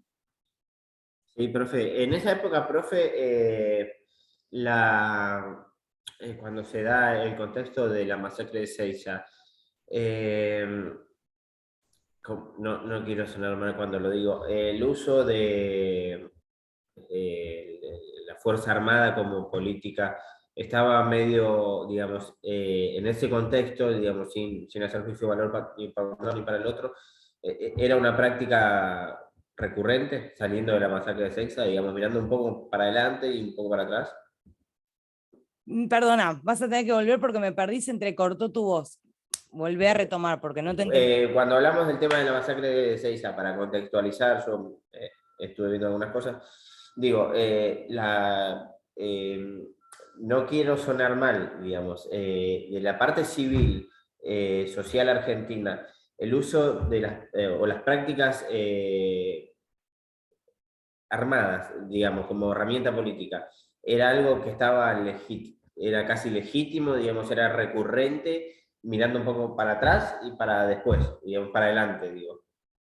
No digo que sea una cuestión recurrente, recordemos que nosotros la clase pasada terminamos, o mejor dicho, arrancamos con la década infame. La década infame fue una década cargada de violencia, entonces tengamos en cuenta que veníamos pensándolo como una sociedad argentina, que venía como con esta mentalidad de defensa, portando armas, portando armamentos, al mismo tiempo la obligatoriedad de enlistarse, la famosa colimba, era obligatoria.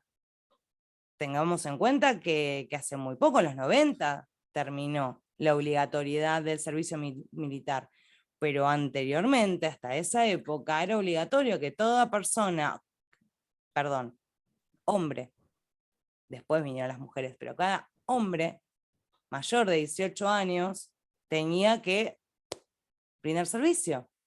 Entonces, era muy común, o sea, por eso digo, era muy común esto de manejar armas, de tener acceso a armas. Tampoco pensemos que no era una cuestión de una bomba atómica, ni una bazooka, ni armas, ¿no? De gran... No era el presidente de Corea del Norte. No, claro que no era esto que vemos en las películas, y no, era mucho más humilde. Siempre pensemos en armas pequeñas, de calibres pequeños, 22, no sé mucho de armas, pero bueno, los calibres chicos, o sea, estas cuestiones del uso diario, era más común. Muchos de nuestros, incluso parientes, han sido soldados, han combatido en la Primera o Segunda Guerra, entonces también venían con este conocimiento logístico. Muchos migrantes anarquistas, socialistas, también tenían este conocimiento porque en sus países de origen también habían estado dentro de lo que era la lucha armada, pero no pensándola como una cuestión terrorista, sino como una cuestión propia del país, del ejército, ¿no? No sé si queda un poco más claro, Alan. Sí, profe, quedó claro. También era una época donde la masacre de Seiya fue casi, bueno, no sé si en cuanto a, pero bueno, en la época, una explosión de la Unión Soviética. ¿Eso tuvo influencia sobre Latinoamérica? Sí, o sea, nosotros tengamos en cuenta que en este contexto histórico, cuando nosotros terminamos de ver la clase pasada, Perón termina siendo derrocado. Ya, déjenme un segundo que quiero ver si puedo compartir mis pantallas, a ver si les puedo Sí, mostrar profe. la foto y lo pueden ver bien todos. Denme un minuto. Profe, una consulta, no por nada en particular, para saber el colectivo de la vuelta. ¿Hasta qué hora va la clase? Dame un segundito, Alan, que estoy con esto y te contesto. Sí.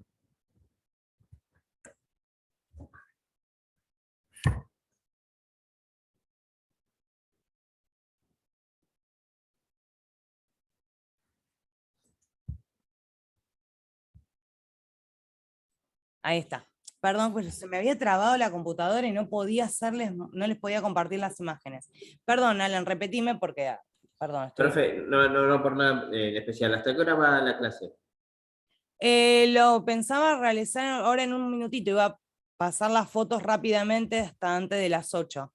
Me sorprendió, profe, pensé que íbamos hasta... No iban antes. No, trato de apurarme porque entre las 8, perdón, 8:30 tengo que entregar el Zoom, pero Ok. tratemos de ir apurando, lo voy a hacer rápido, por eso, para que vayamos adelantando y contestando tu pregunta.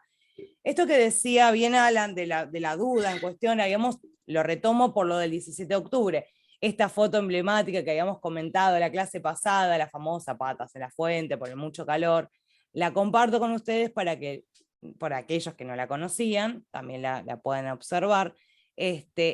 Marca, digamos, la historia, donde uno podría decir, bueno, este es el punto histórico en el cual el movimiento peronista surge. Entonces, uno podría marcar en una línea histórica, si tuviéramos que marcarlo en un pizarrón, diríamos, bueno, este es el punto, acá es el inicio. Acá les traigo la foto de justamente Farrell entregándole los atributos a Perón, en una historia, obviamente en una ceremonia muy condecorosa, directamente el 4 de junio del 46, esto fue al año siguiente. O sea, nosotros, recuerdan que la clase pasada íbamos comentando justamente que muy rápidamente se llamó a elecciones, Perón asume el mando, y fue justamente el 4 de junio del 46, donde se da oficialmente la primera presidencia de Perón.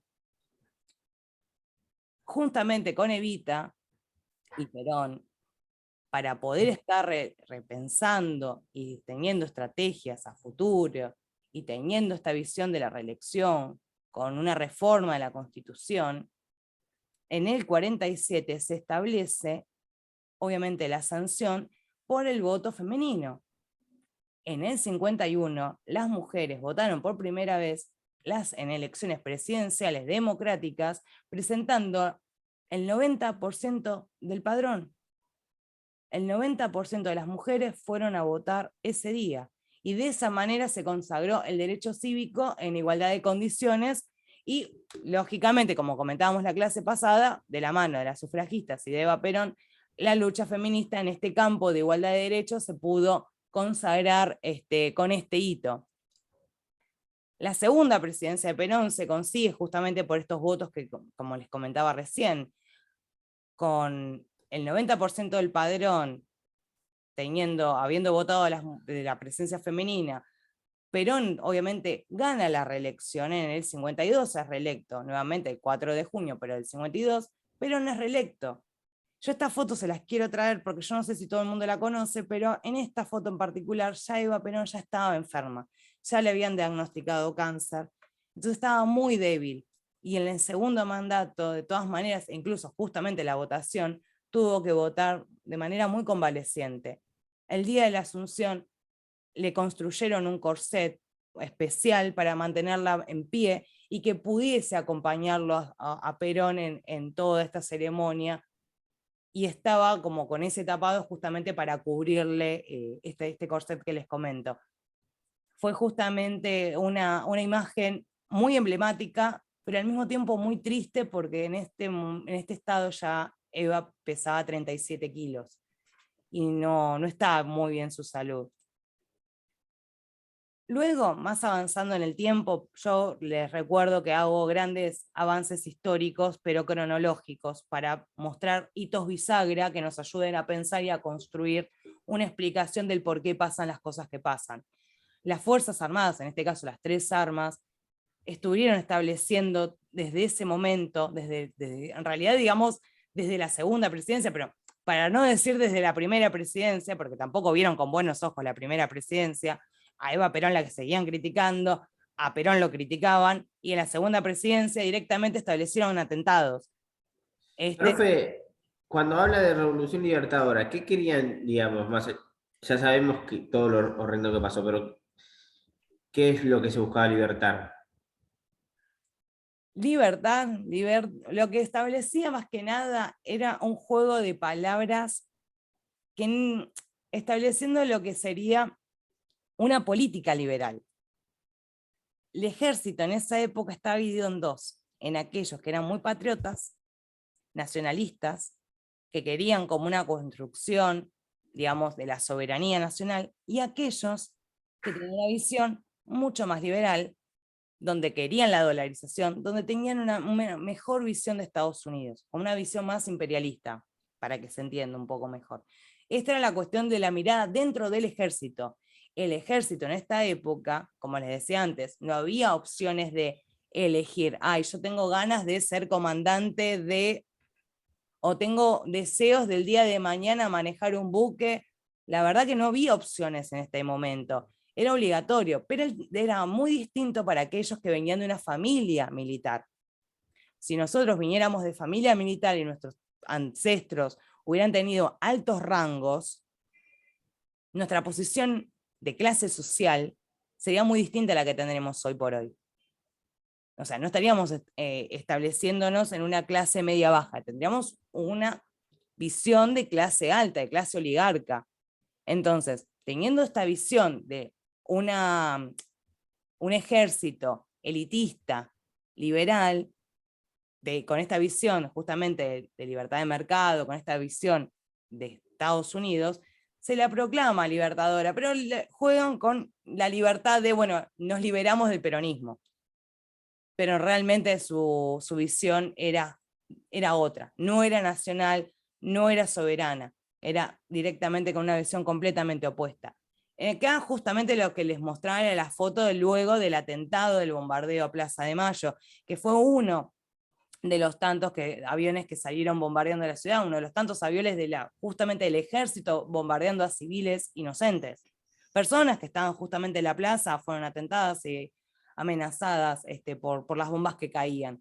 Esto empujó directamente a Perón a tener que abandonar el país. Se ve empujado, lo exilian. Perón termina subiendo a un pequeño barco de bandera paraguaya y de esa manera escapa. Sí, Alan, pensé que, no sé si querés decir algo. No, estoy viendo la pantalla, profe. Ah, perdón, yo quiero agrandarla y no sé cómo. Creo que lo puedo agrandar así. No, sí, bien, va bien. No, lo arruiné, perdón, ahí. Ahí está. No, un poquito más de zoom, profe, porfa. Ah, ok, no, pensé que lo había arruinado y entonces estaba volviendo para atrás. Ahí, Uno más.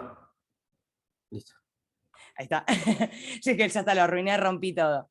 Pero bueno, la primera imagen, Perón se estaba yendo en un barco, son muy viejas estas imágenes, pero las pueden googlear, las pueden buscar. Yo las tengo desde de imágenes de archivo, pero bueno, si las buscan en Google las pueden encontrar de mejor resolución. Luego la segunda imagen ya es directamente Perón en una conferencia de prensa en Panamá. Y acá me quería concentrar una pequeña aclaración. En esta época, en este mismo suceso, estaba sucediendo la Revolución Cubana. Se había establecido esta visión latinoamericana, donde podemos estar estableciendo los valores propiamente continentales del país, en este caso, bueno, Cuba, justamente, y la visión expansionista del comunismo. Justamente Panamá, lo que vendría a ser, lo que anteriormente, antes del bloqueo, fue Cuba, Panamá fue a cumplir este pequeño lugar, este pequeño paraíso, donde militares, donde marines, oficiales, ingleses, yanquis, prostitutas, concurrían a Panamá, y era el lugar donde nadie miraba, donde uno podía ir, escuchar música, tomar alcohol, consumir drogas, y estar con prostitutas. Era un pequeño paraíso de Estados Unidos. Perón logra tener un pequeño refugio acá en Paraná, pero con las seguidillas de cartas que se enviaban desde Argentina y de Estados Unidos, le solicitan que Perón abandone el país. En Paraná fue cuando justamente conoce a Isabela Perón, luego, bueno, en ese momento no, era María Estela Martínez, me corrijo, la conoce, una bailarina exótica de las fiestas del hotel donde se estaba hospedando. Tiempo después migran justamente a España. En esta siguiente imagen, vuelvo rápido en la cronología, ya en España se instala con María Estela, que ya ahí se casan, porque bueno, Franco no veía bien que Perón estuviera viviendo en concubinato en Madrid, entonces le exige que se casase con María Estela, porque justamente Franco veía con muy malos ojos que un señor de 60 años, argentino, siendo el mismísimo Perón, con todos los problemas que había ocurrido en Argentina propiamente dicho, conviviendo con una bailarina exótica. Para la historia conservadora de nuestro país y la historia conservadora de Franco, esta era un escándalo, entonces lo obligaron a casarse. Se casa con María Estela, y mientras se casan justamente estaban estableciendo migas entre Franco y Perón. A Perón, básicamente, valga la redundancia, sí, en pocas palabras, lo dejan quedarse en España por el simple hecho que durante la posguerra, que habíamos hablado de la clase pasada, de la Segunda Guerra, le había dado a España cientos de toneladas de trigo gratis, prácticamente. Entonces, al obtener España trigo gratis durante la guerra, le devuelven el favor permitiéndole el exilio en Puerta de Hierro. Sí, Alan. No, nada. Profe, okay.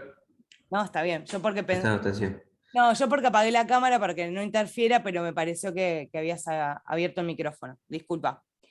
Bueno, en esta misma época, tengamos en cuenta que ya estamos acercándonos en 1960, para ir más rápido en el tiempo, en el 63 asumió Ilia, el peronismo estaba proscripto, estaba completamente prohibido que cualquier partido político con tintes, aires, simpatía, buena voluntad, termine en PJ o peronismo. Bueno, en este momento estaba completamente prohibido. Asume Ilia y asume por la Unión Cívica Radical del Pueblo con un 23% de votos. No le fue a votar muy poca gente. O sea, el padrón, si bien les mostraba antes con un 90% del padrón femenino votando una persona, en este padrón fue muy poca gente. No querían las personas ir a votar. Es más, sacaron más votos, los votos en blancos, que los que sacó Ilia. Con eso les digo todo. Eso después pueden buscarlo para no extenderme más con la línea cronológica. En la Revolución Argentina, nuevo golpe de Estado, que es donde asume Onganía, vuelve a cambiar el rumbo nuevamente. Si bien se había intentado antes de Onganía, o sea, antes de Ilia, volver a establecer como una vuelta de Perón, no había tenido éxito, lógicamente. Entonces quedó trunco hasta que, bueno, la Revolución Argentina, en este caso la Junta, nuevamente a cargo de Onganía, derroca a Ilia y asume la presidencia.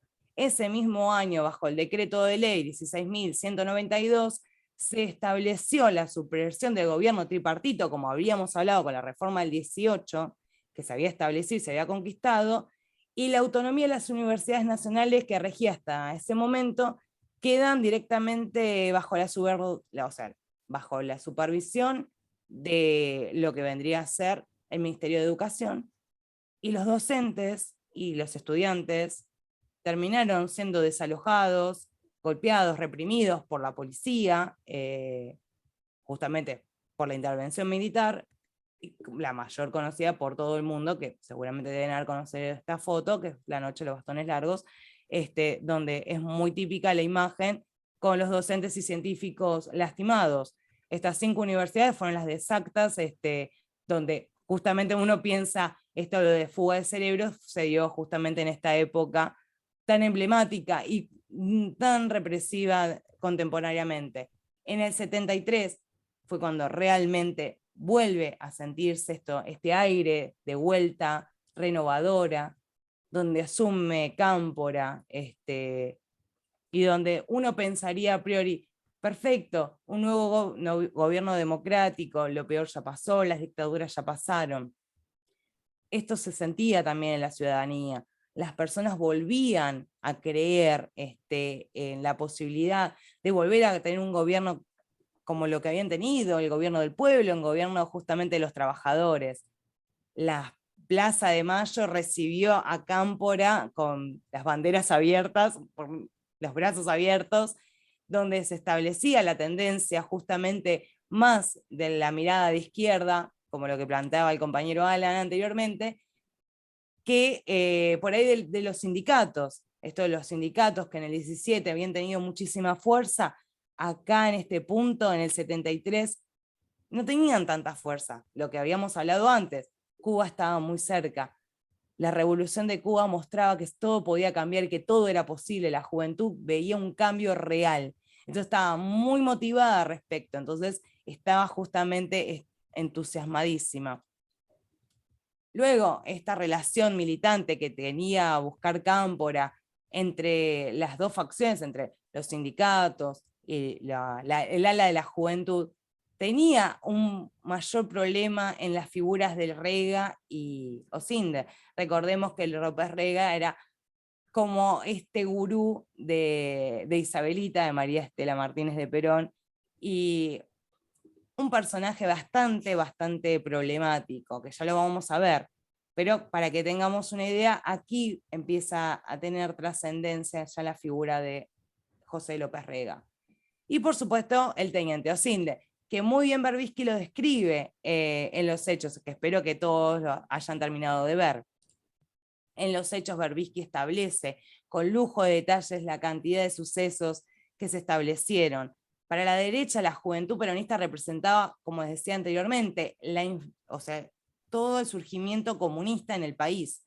No solamente se había ganado en Cuba o se había infiltrado el comunismo en Cuba, sino que pensaban que el comunismo se iba a infiltrar en Argentina, y de esta manera había que detenerlo de alguna manera.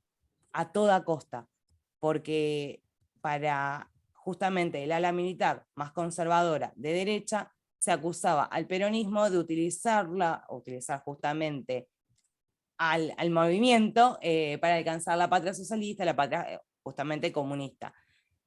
La juventud peronista, estudiantil, Montoneros, FARC, directamente se los había acusado de haber sido los artífices del asesinato de Bandor, que fue el secretario general de la Unión Obrera Metalúrgica y del secretario general de la CGT. Pero de esos siempre, depende de los historiadores que ustedes vayan a leer, van a encontrar distintas interpretaciones sobre este hecho. Pero el asesinato de Bandor se lo terminó adjudicando entre Montoneros y FARC. Entre los dos adjudicaron el mismo asesinato.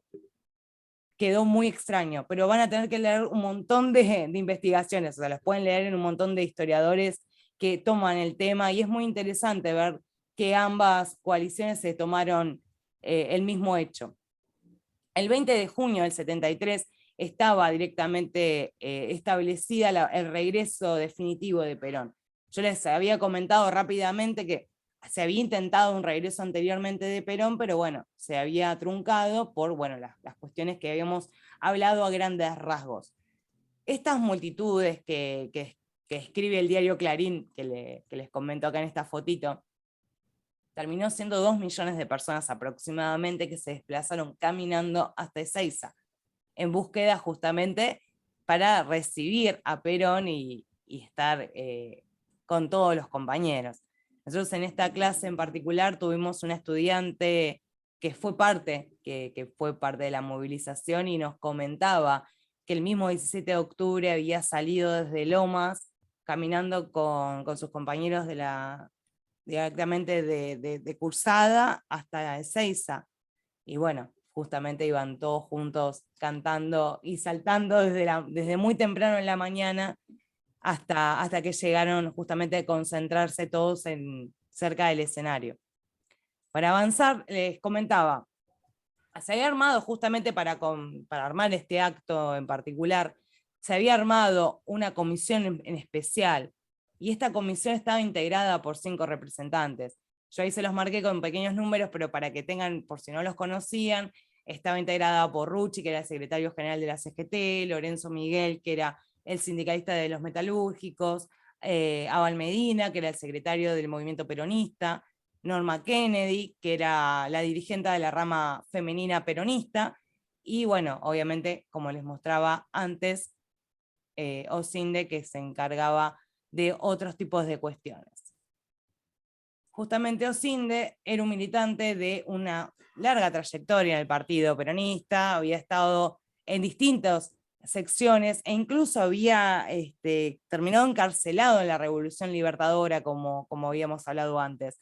Osinde mantenía como una especie de rivalidad o falsa simpatía con Cámpora. Uno, vamos a ser un poquito más llanos, pero uno estaba más del lado de la tendencia de izquierda y el otro estaba más con la tendencia de derecha. Entonces esto lógicamente había entrado en conflicto y no llegaba a resolverse. Y obviamente estas relaciones excelentes que mantenía unos con otros hacía que Osinde se terminara convirtiendo como en el mejor artifaz o digamos, la mano derecha de Rega para todos los planes. Entonces, esto directamente fue muy de la mano. Directamente el 16 de junio, para avanzar en los días, Osinde fue convocado por el vicepresidente Solano Lima para analizar algunos aspectos de la seguridad, porque la Fuerza Aérea había comentado, había mandado un reporte, según Berbisky en el libro, sobre el problema que encontraban al ver que justamente la cantidad de personas que se iban a acercar al aeropuerto de Ezeiza podía poner en cierto peligro la seguridad del acto. Entonces Osinde lo que dijo fue muy rápidamente: no te preocupes, yo pongo 300 hombres, entonces no va a haber ningún problema porque la juventud sindical va a estar preparada para cualquier tipo de desborde. Entonces no se hizo mucho más problema, pero por lo que comentaba Berbisky, la Fuerza Aérea hizo notar la precariedad del acto en cuestión.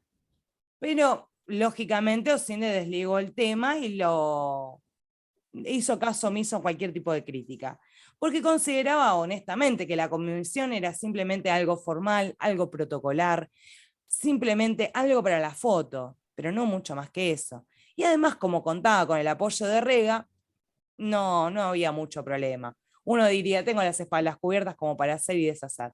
Pero Héctor Luis Faustano, que es el jefe del Estado Mayor, bueno, mejor dicho, era el jefe del Estado Mayor de la Fuerza Aérea, según lo que comentaba Arbisky, nunca estuvieron dadas las condiciones para que se pudiera realizar el acto.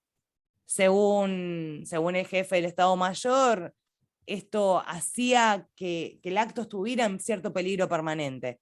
Y a Solano Lima empezaba a desconfiar de las medidas de seguridad que había tomado Cinde. Pero las Fuerzas Armadas trataron de mantenerse al margen, le dijeron, mira, esto es el informe que nosotros hicimos, tomalo, déjalo, nosotros te avisamos, pero no vamos a hablar más de la cuestión.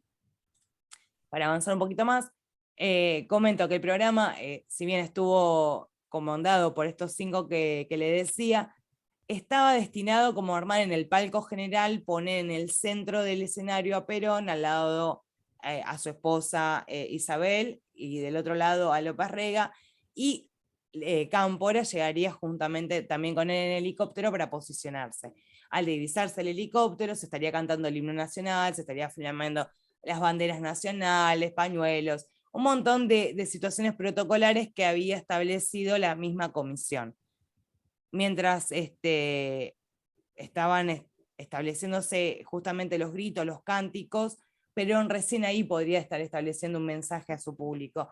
Pero justamente lo que pasaba era que esto quedaba un poco en el discurso, pero realmente mientras el acto se acercaba, las tensiones en Ezeiza también incrementaban. O sea, sí, en los papeles quedaba todo muy lindo, las palomas blancas, las banderas, el himno nacional, el Viva Perón y todo lo que uno pudiera imaginar, pero el problema estaba que en el palco había sindicatos armados, o sea, estaban personas sindicalistas armadas, y la juventud y un montón de civiles desarmados tratando de acercarse a el palco, tratando de acercarse al escenario.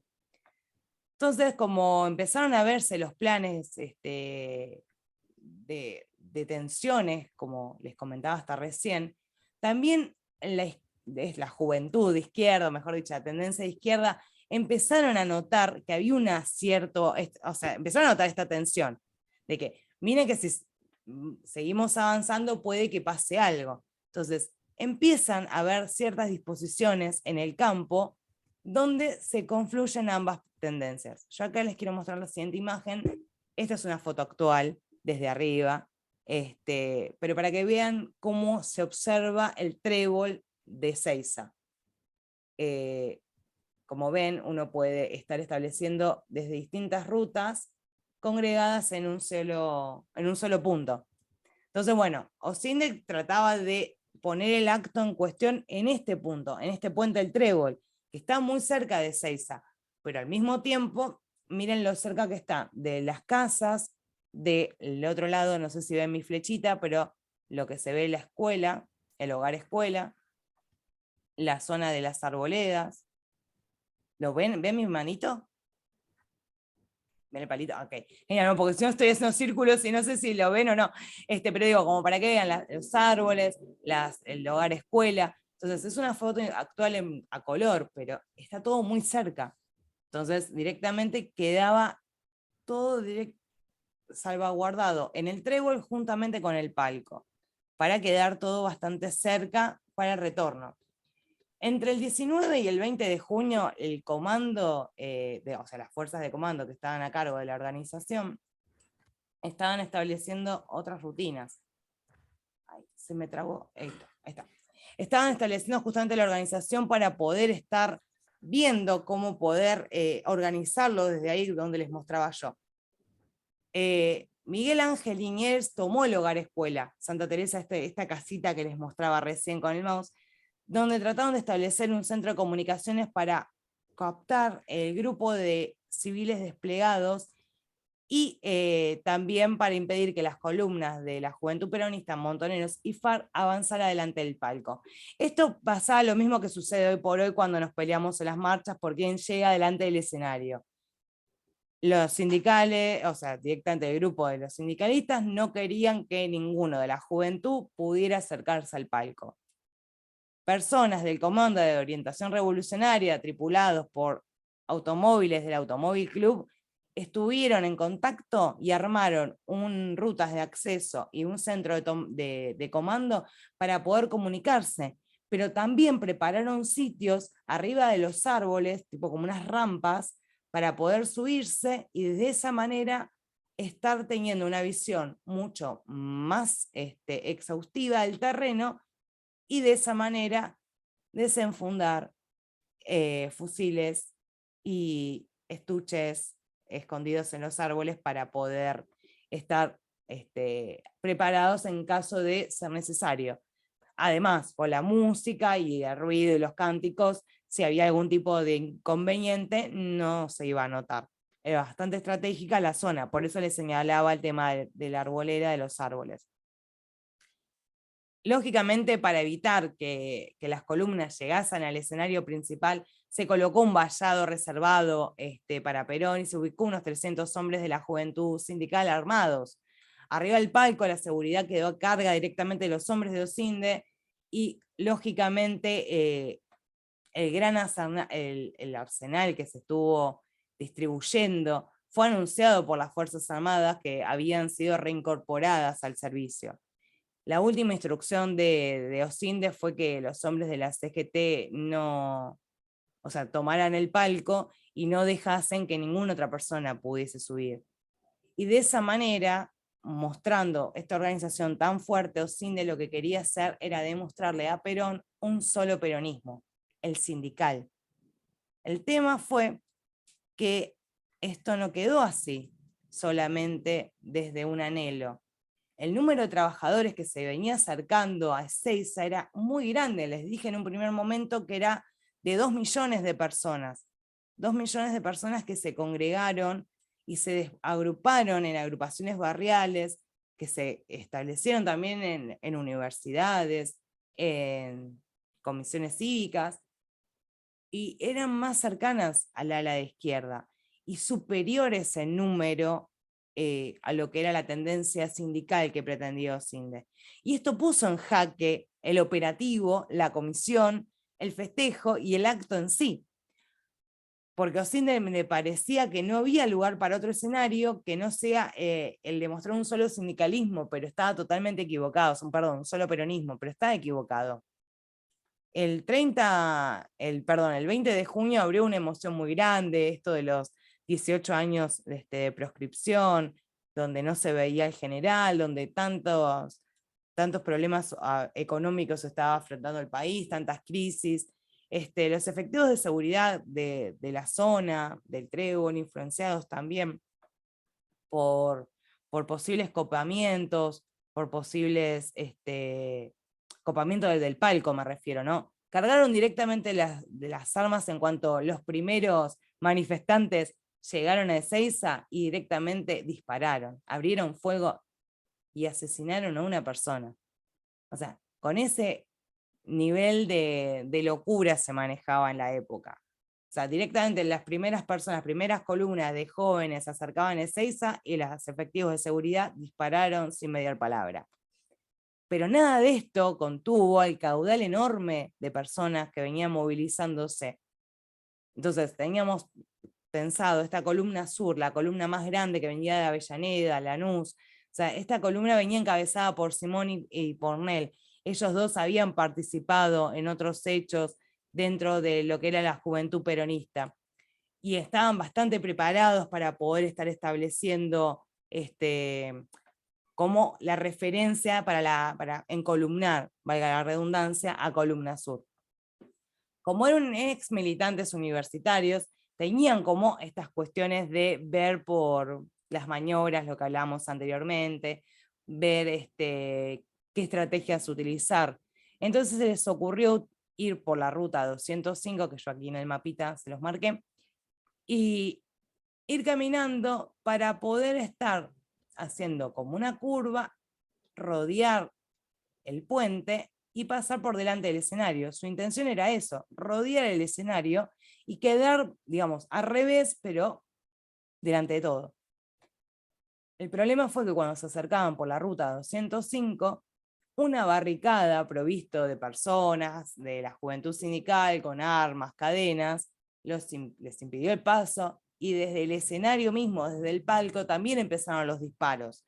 Esto hizo que las manifestantes, todas las personas que se acercaban al palco a recibir a Perón, salían disparadas para todos lados, corriendo, desesperadas, porque la lluvia de balas empezaban a incrementarse.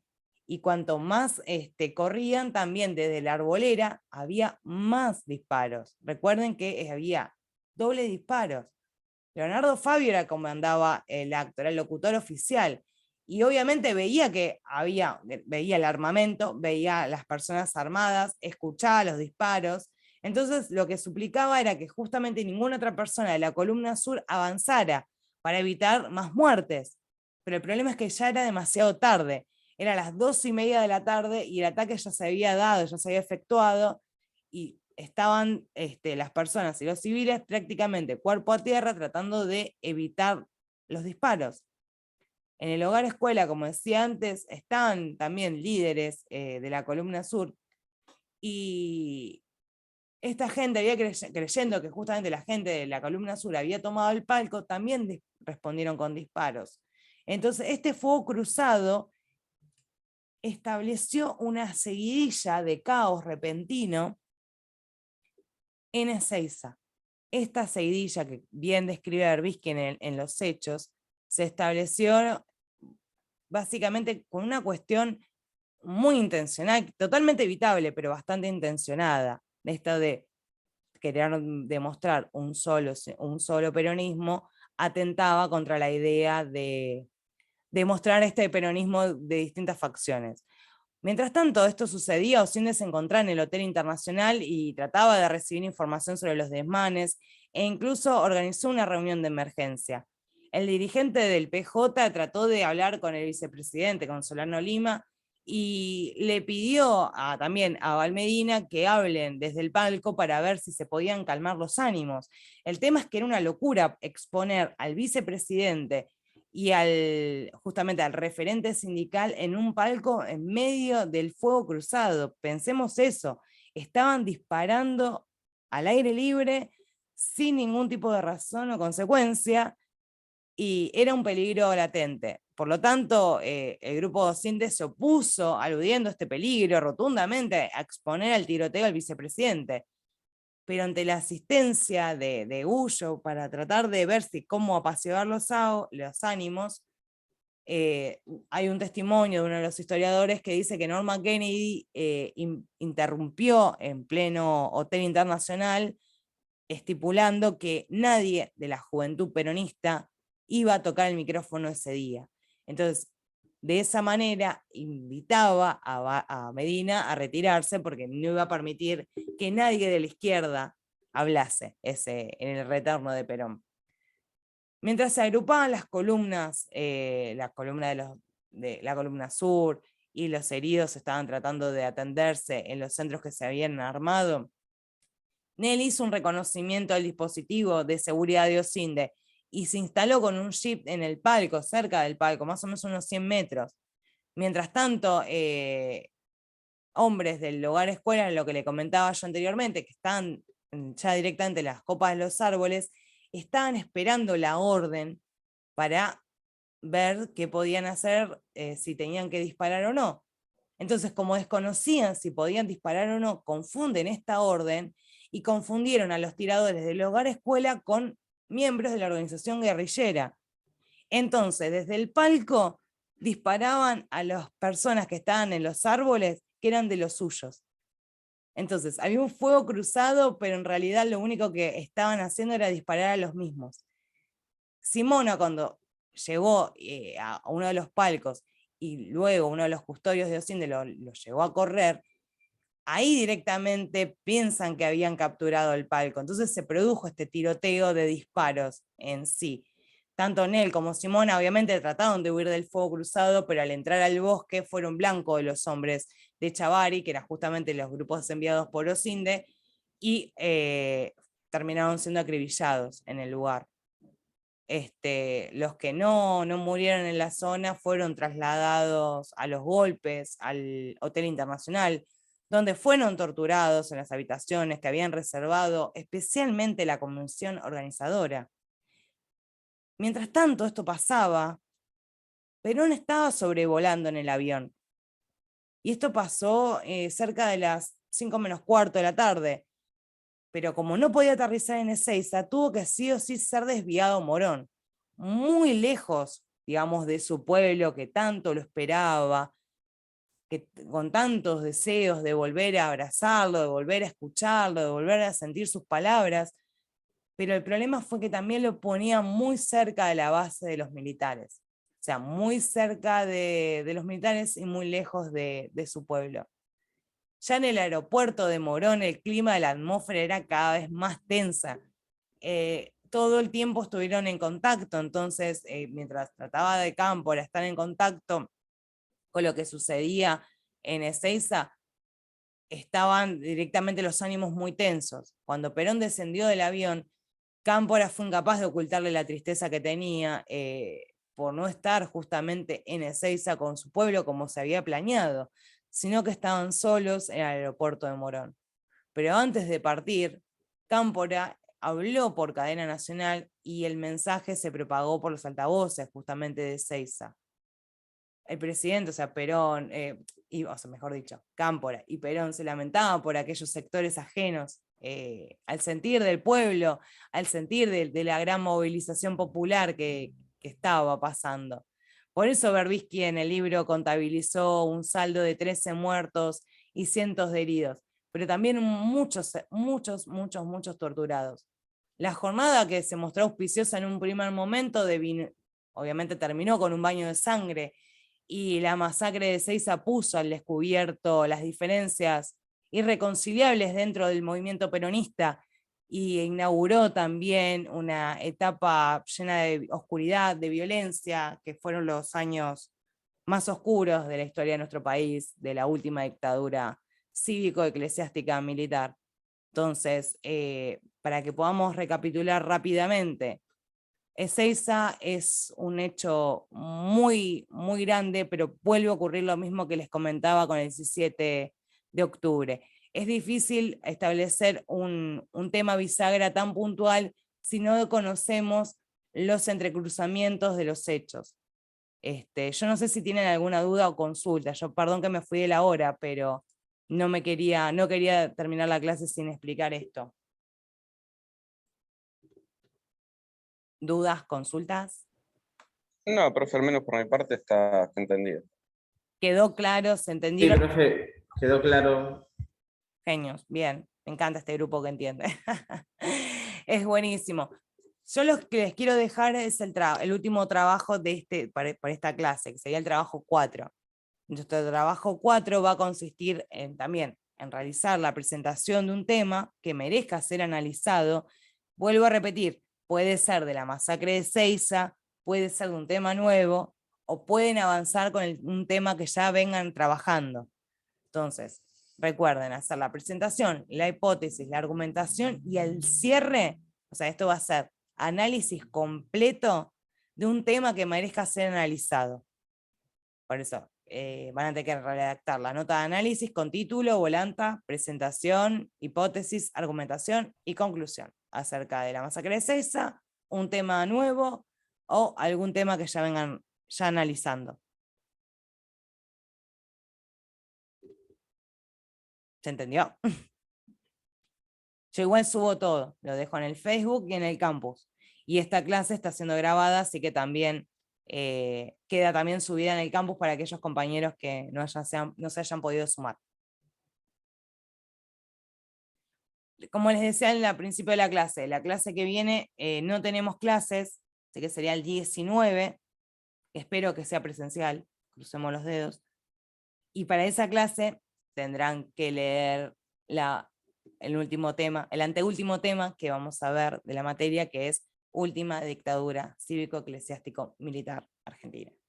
Este tema nosotros sugerimos materiales, pero vuelvo a repetir, búsquenlo, hay películas, hay fotografías, ya hay mucho más avanzado, es mucho más fácil nutrirse de información que con temas por ahí tan pasados como el del 18, que ya es más complejo. Si no hay más dudas, no hay dudas ni preguntas, yo